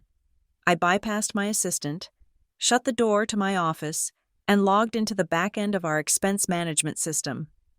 I had approval privileges, which meant I rarely scrutinized the line items of my own automated reports unless they were flagged by compliance. I pulled up the last 12 months of activity on my corporate card. Most of it was standard, flights, hotels, client dinners, but then I saw it, a series of small, innocuous charges. Amazon Marketplace, $42, Office Depot, $65, Uber Eats, $80. They were categorized under office supplies and travel meals. They were small enough to fly under the radar of the automated audit algorithms, which usually only flag transactions over $200. I clicked on the invoice image for the Amazon charge. It wasn't for printer paper. It was for a set of packing cubes. Shipping address, 147 Oak Street. I clicked on the Uber Eats order. Delivery address, 147 Oak Street. I clicked on the Office Depot charge. It was for a high-end leather planner, delivered to my mother. My hands were shaking now. This was not just identity theft. This was embezzlement. It was petty embezzlement, totaling maybe $600 or $700 over a year. But it was using corporate funds. If compliance found this before I did, I could be fired for cause. I could lose my severance, my reputation, my career. They had put my entire livelihood at risk for packing cubes and takeout. I picked up the phone and called the IT security director.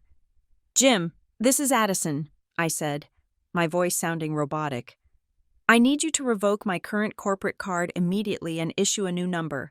I also need to reset my two-factor authentication for the expense portal. I believe my credentials may have been phished. On it, Jim said. Do we need to do a full audit? I am conducting a self-audit now, I said. I will send a personal check to cover some flagged discrepancies I just found. It appears I left my card logged in on a shared family device. It was a partial lie to save my job, but it was close enough to the truth. I wrote a personal check to the company for $1,000, rounding up to cover every possible illicit cent they might have spent, and walked it down to the finance department myself. I attached a memo reimbursement for inadvertent personal charges by third party. I had plugged the hole in the hull, but the ship was still taking on water from the storm outside. By the time I got back to my car, the fallout from the morning's legal filing had begun. Marcus had submitted the electronic dispute at noon. It was now 2 p.m. My phone rang. It was Landon. I answered. "What did you do?" Landon whispered. He sounded terrified. "I protected myself," I said. "The bank just called." "Dad," Landon said. "First National. They got a notification that the cosigner you flagged the loan as fraudulent. They froze the account. They told Dad that unless he can produce a notarized affidavit from you confirming the debt within 48 hours, they are turning the file over to their fraud investigation unit. Then he better find $15,000 very quickly, I said. He doesn't have it, Addie, Landon said. He is panicking. He is throwing up in the bathroom. He is saying they are going to arrest him. He committed a crime, Landon, I said. He forged my signature. He created a fake email account. Did you know about that? Silence. Landon. He said it was for convenience, Landon stammered. He said since you guys were family, it didn't matter whose name was on the paper because it all came out of the same pot in the end. He said everything is in Addison's name for convenience because you have the Tier 1 credit score. Convenience, I repeated. The word hung in the air like smoke. My identity, my credit score, my reputation. The name I had built over 20 years of hard work was not mine in their eyes. It was a communal tool. It was a hammer they used to build their life, and they didn't care if they broke the handle. It is not convenience, I said. It is exploitation. Brielle is going crazy, Landon warned. She is saying you are trying to destroy the family on purpose. She is posting about it. Let her post, I said. I am done watching. I hung up. A text came through from Brielle almost instantly. Brielle. You are actually going to send our parents to jail for a loan. You have plenty of money. Why are you being such a psycho? You are going to ruin their lives over paper. Fix this, or I will make sure everyone knows what a heartless monster you are. I looked at the text. Fix this. Always the command. Always the assumption that I had the power to wave a wand and make the consequences of their actions disappear. I didn't reply. I forwarded the screenshot to Marcus Vance. Addison. Add this to the file. Marcus received. This goes to intent. They are acknowledging the debt exists and pressuring you to cover it. It proves they know it is not legitimate. I drove home.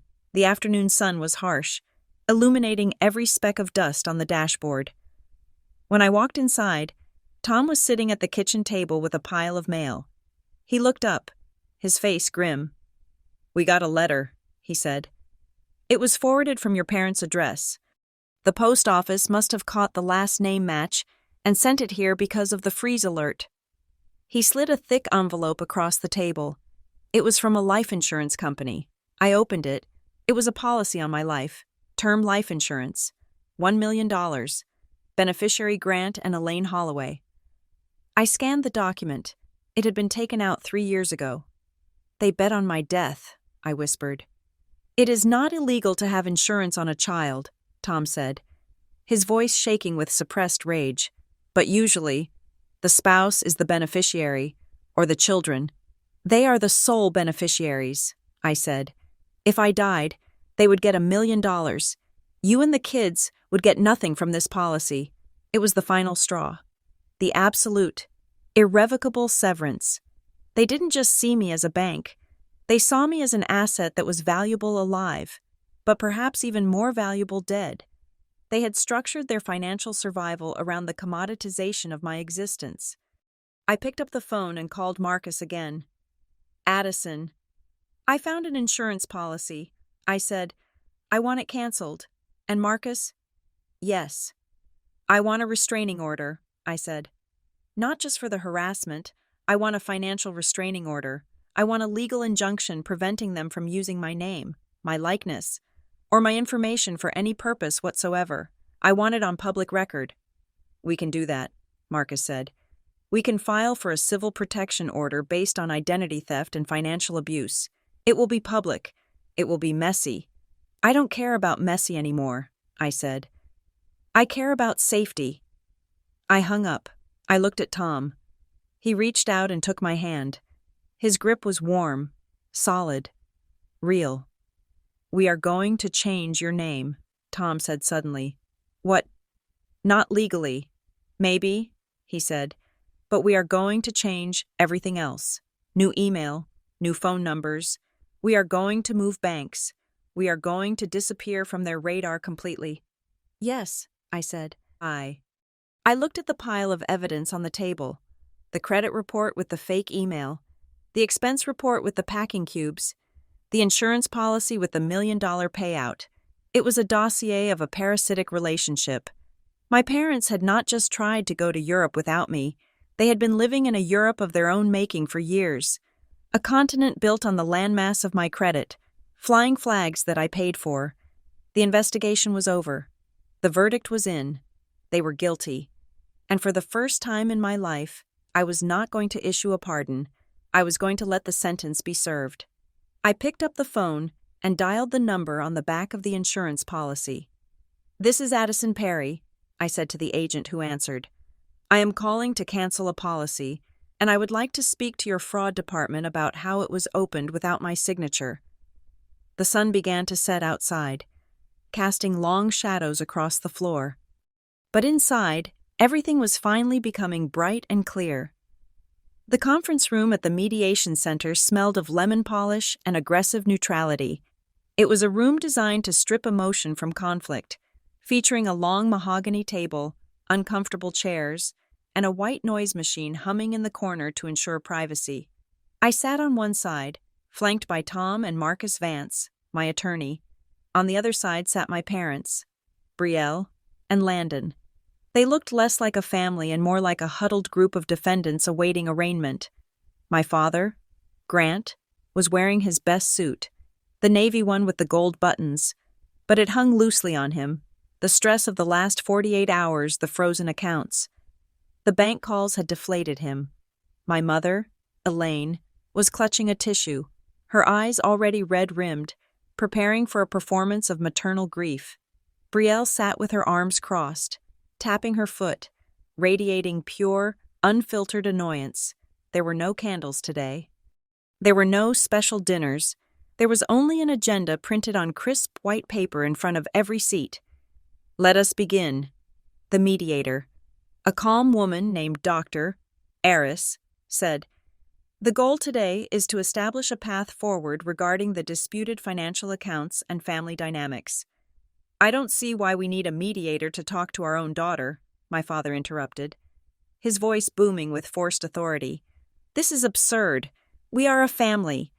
Families don't drag each other into sterile rooms to talk.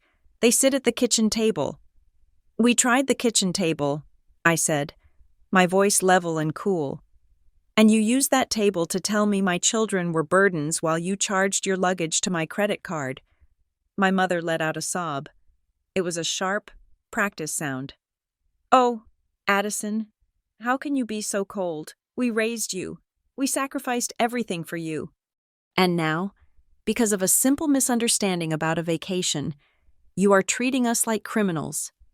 "It is not a misunderstanding, Elaine," I said. I did not call her mom. "And I am not here to debate feelings. I am here to negotiate terms." I tapped the paper in front of me. "I have 3 conditions," I said. "These are non-negotiable. If we cannot agree to these today, Marcus will file the civil suits and the criminal fraud complaints by 5 o'clock this evening." Brielle rolled her eyes. "Oh my God, stop being so dramatic. You are not going to sue your own parents." I ignored her. I looked directly at my father. "Condition 1, I said. "You will apologize to Maya, Leo, and Noah. Not a text, not a generic, 'sorry you felt bad' statement. A face-to-face apology where you acknowledge that you hurt them, that you were wrong to exclude them, and that they are not slowing anyone down. You will validate their place in this family." My father's jaw tightened. "I will not apologize for wanting an adult vacation. That is my right." "Then you forfeit the right to a relationship with them," I said. "Condition 2.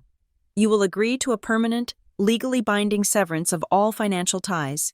No joint accounts, no authorized user privileges, no emergency access. You will sign a document acknowledging that you have no claim to my assets, my income, or my credit history." "We already have our own money," my mother snapped. "We don't need yours." "Excellent," I said. "Then signing the paper should be easy. Condition 3. You will cooperate fully with the fraud investigation regarding the First National Bank loan. You will sign an affidavit admitting that I did not co-sign that loan, and you will assume 100% of the liability for that debt immediately." The room went deadly silent. The air conditioner hummed. "What loan?" Brielle asked, looking at our father. "Dad, what is she talking about?" My father shifted in his chair. He pulled at his collar. "It is a business arrangement. Addison is blowing it out of proportion. It was a bridge loan. I put her name down as a formality." "A formality," I repeated. "You forged my signature. Dad, you created a fake email address. You impersonated me. You are threatening to send your father to jail over a signature," my mother wailed. "After all he has done for you, he paid for your wedding, he paid for your college." "I paid for my own college with student loans which I paid off myself," I corrected her. "And Tom and I paid for 80% of the wedding, but that is history. The reality is this: you committed a felony. I am offering you a lifeline. If you admit the debt is yours and remove my name, I will not press for criminal prosecution. I will let you settle it with the bank as a clerical error or whatever story you want to spin, provided my name is cleared." Brielle let out a harsh laugh. She leaned forward, her acrylic nails clicking on the table. "You are bluffing. You are just trying to scare us. You wouldn't actually do it. You are too obsessed with being the perfect daughter. You are not going to drag the Holloway name through the mud." "You think I am bluffing?" I asked. I reached into my bag. I pulled out a thick file folder. I slid it across the mahogany table. It stopped directly in front of my father. "Open it," I said. My father stared at the folder. He didn't move. "Open it," I repeated. He opened it. The first page was the full credit report, with the fraudulent loan highlighted in neon yellow. The second page was the IP log from the buy now, pay later attempt, matching their home address. The third page was the printout of the fake email account metadata. And the fourth page was a copy of the life insurance policy naming them as beneficiaries on my death. "I have everything," I said softly. "I have the dates. I have the digital footprints. I have the packing cube orders sent to your house on my corporate card. I have the timeline of every single time you dipped your hand into my pocket without asking." My father flipped through the pages. His hands began to shake. He saw the sheer volume of the evidence. He saw that this wasn't an emotional tantrum. It was a forensic audit. He stopped at the life insurance policy. He closed the folder. He didn't look at me.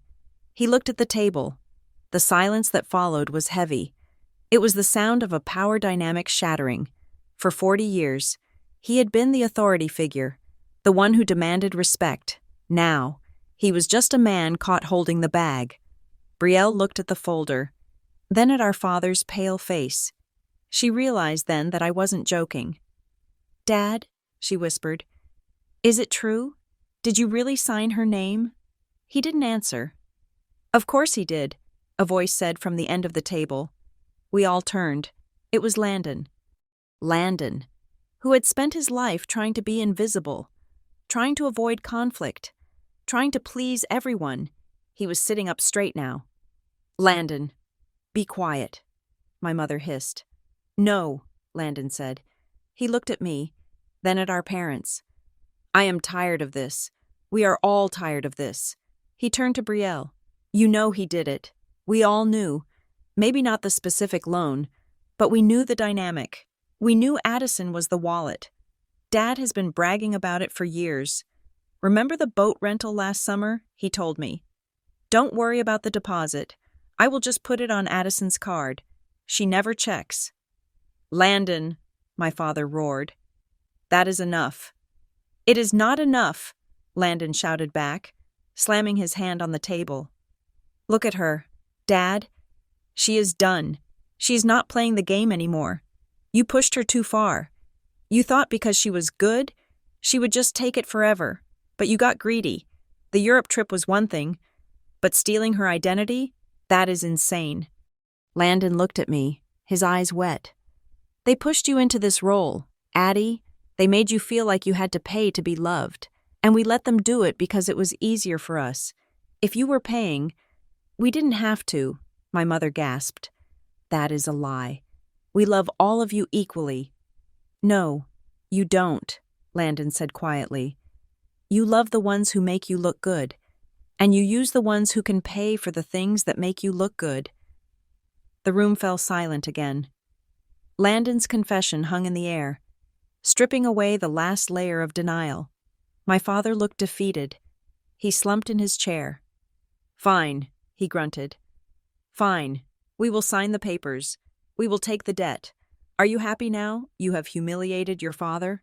"I am not happy," I said. "I am relieved." "But," my father said, a flicker of his old arrogance returning, his eyes narrowing, "if we do this, if we sever ties, then you are out, completely. You are out of the will. You are out of the family trust. You are out of the house. Don't expect to inherit a single dime from the Holloway estate. The house on Oak Street. The assets, everything goes to Brielle and Landon." He leaned back, thinking he had played a trump card. He thought he was threatening me with disinheritance. He thought the promise of future wealth was the leash that still held me. I looked at Tom. Tom smiled, a small, knowing smile. I reached into my bag one last time.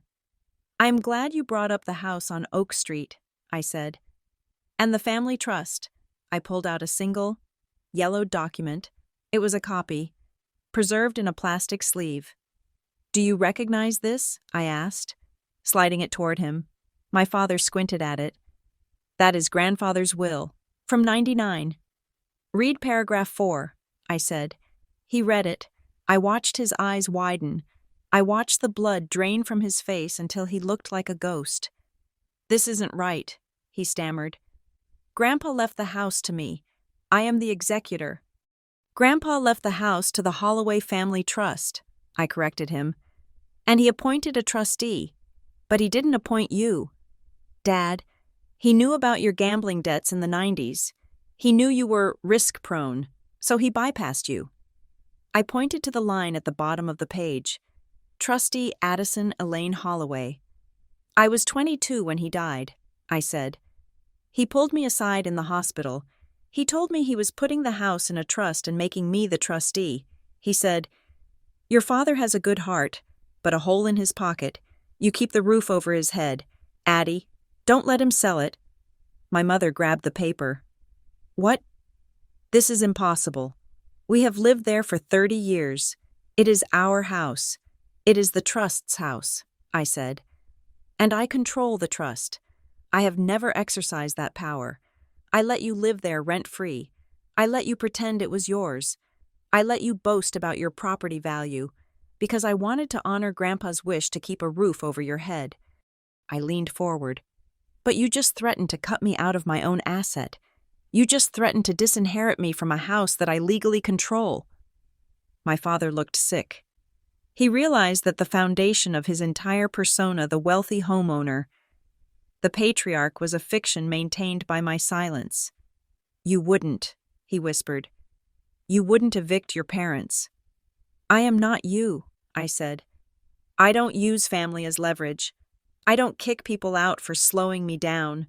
So no, I am not going to evict you today. But things are going to change." I stood up. I smoothed my skirt. "You are going to sign the agreement regarding the debt. You are going to apologize to my children, and you are going to stop pretending you are the king of a kingdom that I am subsidizing." I looked at Brielle, whose mouth was hanging open. "And Brielle," I said, "if you post one more video, one more lie about me or my husband, I will exercise my right as trustee to conduct a maintenance inspection of the property, and I will start charging market-rate rent to the trust beneficiaries. Do you know what the rent is for a 4-bedroom house in that neighborhood? It is about $3,000 a month. Can you afford that?" Brielle snapped her mouth shut. She shook her head. "Good," I said. I looked back at my father. He was staring at the table, his hands clenched into fists, but he was defeated. He had no cards left. I had the debt, I had the fraud evidence, and I had the house. "The papers are with Marcus," I said. "You have 1 hour to sign them. If you don't, we file the lawsuits, and I initiate the trust review." I turned to Tom. "Let's go. We have to pick up the kids." Addison, my mother called out as I turned away. Her voice was small, trembling, stripped of all its artifice. What happens to us? Are we still family? I paused at the door. I looked back at the people who had raised me, the people who had tried to steal from me, the people who were currently sitting in a room paid for by my restraint. That depends on you, I said, but from now on, the subscription is canceled. You have to survive on the free version, and the free version requires respect. I opened the door. 1 hour, I said, and I walked out. For the first time in my life, I didn't feel the need to look back to see if they were following. I knew they weren't. They were too busy reading the fine print of the reality I had just introduced them to. The hallway was long and bright. Tom took my hand. "You were incredible," he whispered. "I was just accurate," I said, but deep down, I knew it was more than accuracy. It was justice, and it tasted better than any revenge I could have planned. The hour after the mediation deadline passed was the longest of my life. I sat in my living room, the phone on the table, waiting to see if they would sign the papers or if we were going to war. They signed. Marcus Vance called me at 5 minutes past the hour. "We have the signatures," he said. "They have formally assumed liability for the $15,000 loan. They have acknowledged the debt is theirs, and the bank has been notified to remove your name from the obligation. The fraud investigation is technically suspended pending their repayment plan, but the alert remains on your file. You are clear. Addison." I let out a breath that felt like it had been stuck in my lungs since I was 12 years old. But if I thought that signing the papers meant they would go quietly into the night, I was underestimating the desperate rage of a narcissist who has just lost his audience. The backlash began the next morning. It didn't come in the form of an apology. It came as a scorched earth campaign. My father sent an email. It wasn't to me. It was to my in-laws. It was to my cousins. It was to a list of family friends he had curated over 40 years. Subject: the truth about Addison, in the email. He painted a portrait of a daughter gone mad with greed. He claimed I was mentally unstable. He claimed Tom was controlling me. He claimed that I had tricked him into signing documents to steal his retirement. He threatened to sue me for elder abuse and defamation. But the line that made my blood run cold was at the bottom. "I will be visiting the children's school on Monday to speak with the administration and ensure my grandchildren are safe in that environment." He was going to the school. He was going to drag my children's safe haven into his mess. He was going to show up at the front office, demand to see them, and cause a scene that would follow them for the rest of their academic lives. I didn't panic. I didn't cry. The time for crying was over. I called Marcus. "He is threatening the school," I said. "He is threatening to show up on Monday." "Send me the email," Marcus said. His voice was like a grindstone. Within 2 hours, a courier was dispatched to my parents' house on Oak Street. He delivered a formal cease and desist order, along with a notice of trespass. The letter was brutal in its clarity. It stated that any attempt to contact my children, physically or digitally, or any attempt to enter the premises of their school, would result in an immediate filing for a permanent restraining order. It attached the evidence of the identity theft, the police report number we had held in reserve, and stated that if he stepped 1 foot onto the school grounds, we would press charges for the felony fraud we had just graciously allowed him to settle. We also sent a copy to the school principal, alerting security that Grant and Elaine Holloway were not authorized to pick up, visit, or contact the Perry children. I was building a fortress, and I was manning the walls. While my father was reading the letter that barred him from his grandchildren, the financial reality was closing in on him from the other side. The bank, First National, was not as forgiving as I was. Once they received the affidavit that the cosigner's signature was unauthorized, they flagged my father's entire profile. They didn't just want the $15,000 back. They wanted an audit. Landon told me later that the bank manager had called my father and demanded a full income verification. They froze his other accounts. The liquidity he had been juggling to keep up appearances suddenly evaporated. He was facing the very real possibility of having to sell the boat, the second car, and the country club membership just to stay out of a courtroom. The pressure cooker he had lived in for years, the one he had used me to vent, had finally exploded. And he was the only one inside it. Then came the social media turn. Brielle had been quiet for a day, likely stunned by the revelation of the trust and the debt. But she couldn't help herself. She posted a long, rambling video about forgiveness and how some people hold grudges over money. She made a mistake in her attempt to garner sympathy. She posted a screenshot of the original flight itinerary to prove they had tried to include us, but the dates didn't work. She forgot to crop the timestamp. A cousin of ours, Sarah, who had been silent until now, commented on the post. "Wait, Brielle? The date on this booking is from 3 months ago. You guys told everyone at the barbecue that you booked it last week. And why does the passenger list say adults only at the top? I thought you said Addison backed out." The internet is a fickle beast. The jury that Brielle had assembled turned on her. People started asking questions. Why did you edit the first video? If your sister backed out, why were her kids never on the ticket? Is it true your dad used her credit card? Brielle deleted the post within an hour, but the damage was done. The narrative that I was the villain collapsed under the weight of basic math. She went private. She blocked me. She retreated into the silence she should have maintained from the beginning. That evening, Landon called me. "They are selling the Rover," he said. "Good," I said. "It was a lease anyway, wasn't it?" "Yeah," Landon sighed. "Addie, I need to tell you something. I need to tell you the whole truth." "I am listening."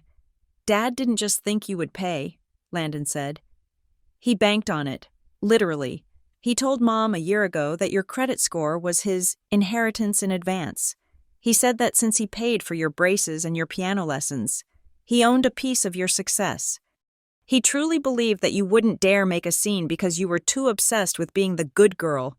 He weaponized your goodness." Addie? Hearing it out loud was painful, but it was also liberating. It confirmed that my decision wasn't harsh. It was necessary. I wasn't dealing with a forgetful parent. I was dealing with a parasite who felt entitled to the host. "Thank you for telling me, Landon," I said. "You should worry about yourself now. Get your name off anything joint with them." "I am already doing it," he said. The final act of the drama didn't happen with a bang. It happened with a quiet, icy finality. I agreed to one last meeting, but not in person. I would not give them the satisfaction of seeing me. It was a conference call with the lawyers to finalize the separation of the trust assets. My father was on the line. He sounded old, defeated. "We have signed everything," he rasped. "We are selling the car. We are paying the bank." "Are you satisfied?" "I am not looking for satisfaction," I said into the speakerphone. "I am looking for safety. I have one question. Dad, just one. Do you have anything to say to Maya, Leo, and Noah?" The line crackled. I waited. I gave him this one last chance to be a grandfather instead of a defendant. I gave him a chance to say, "I am sorry I hurt them. I did what I thought was best for the family." He said stiffly, "I won't apologize for trying to give us a good life. If they feel bad, that is because you poisoned them against me." There it was, the refusal to take accountability, the shifting of blame. Even now, stripped of his credit and his reputation, he could not utter the words "I was wrong." "Okay," I said. "That is all I needed to hear." "So when can we see them?" my mother asked, her voice small. "When does this punishment end?" "It is not a punishment," I said. "It is a consequence, and it is permanent. You are not going to see them. You are not going to call them. You are not going to come to their school. If you do, the restraining order goes into effect immediately." "Addison," she cried, "you can't mean that forever." "You stole from me," I said. "You stole my name. You stole my trust. And you tried to steal my children's self-worth. You are unsafe people, and my job as a mother is to keep unsafe people away from my kids." I looked at Marcus. I nodded. "This concludes the business relationship between Ms. Perry and the Holloway family," Marcus said into the phone. All future communication will go through my office. Do not contact Miss Perry directly. Goodbye." We hung up. I sat there for a moment in the silence of my office. It was over. The cord was cut. I expected to feel sad. I expected to grieve. But what I felt was the sensation of a heavy backpack being dropped after a 10-mile hike. I felt light. I went home. It was Friday night. Usually, this would be the night we ordered pizza and watched a movie. But tonight felt different. It felt like a new beginning. Tom was in the kitchen making pasta. Not a fancy meal, just spaghetti and meatballs. The kids' favorite. "Is it done?" he asked as I walked in. "It is done," I said. "They are gone." He put down the spoon and hugged me. It was a long, solid hug. "I am proud of you." "I am proud of us," I said. The kids came thundering down the stairs. "Mom! Dad! Can we build a fort in the living room?" Leo shouted. "Yes," I said. "Use all the blankets." "Even the good ones?" Maya asked. Pausing, she was still used to the good blankets being off-limits at Grandma's house. "Especially the good ones," I smiled. "Blankets are for using, not for looking at." We ate dinner on the floor of the living room, inside a fortress made of couch cushions and the good duvet. We laughed until our sides hurt. We talked about Belize. We talked about school. We talked about everything except the people who weren't there. As we were cleaning up, Noah, my 6-year-old, tugged on my shirt. He looked tired, his eyes heavy with sleep. "Mommy." "Yes, baby." "Are we still a family?" he asked. "Even without Grandma and Grandpa?" I stopped. I looked at Tom. I looked at my 3 beautiful, messy, loud children who were finally free to be themselves. "Noah," I said, crouching down to look him in the eye. "We are more of a family than we have ever been." "Why?" he asked. I thought about the credit card bills. I thought about the slow us down comments. I thought about the performative dinners and the price of admission I had paid for decades just to sit at a table where I wasn't respected. "Because," I said, smoothing his hair back, "family isn't about who is in the pictures, Noah, and it isn't about who pays for the vacation. Family is the place where you don't have to pay a fee to be loved. You are just loved, for free, always." Noah smiled. "That is good," he said, "because I only have $2 in my piggy bank." $2 is plenty," I laughed, kissing his forehead. "Keep it. You don't owe anyone a thing." I stood up and watched them run back into their fort. The phone in the kitchen remained silent.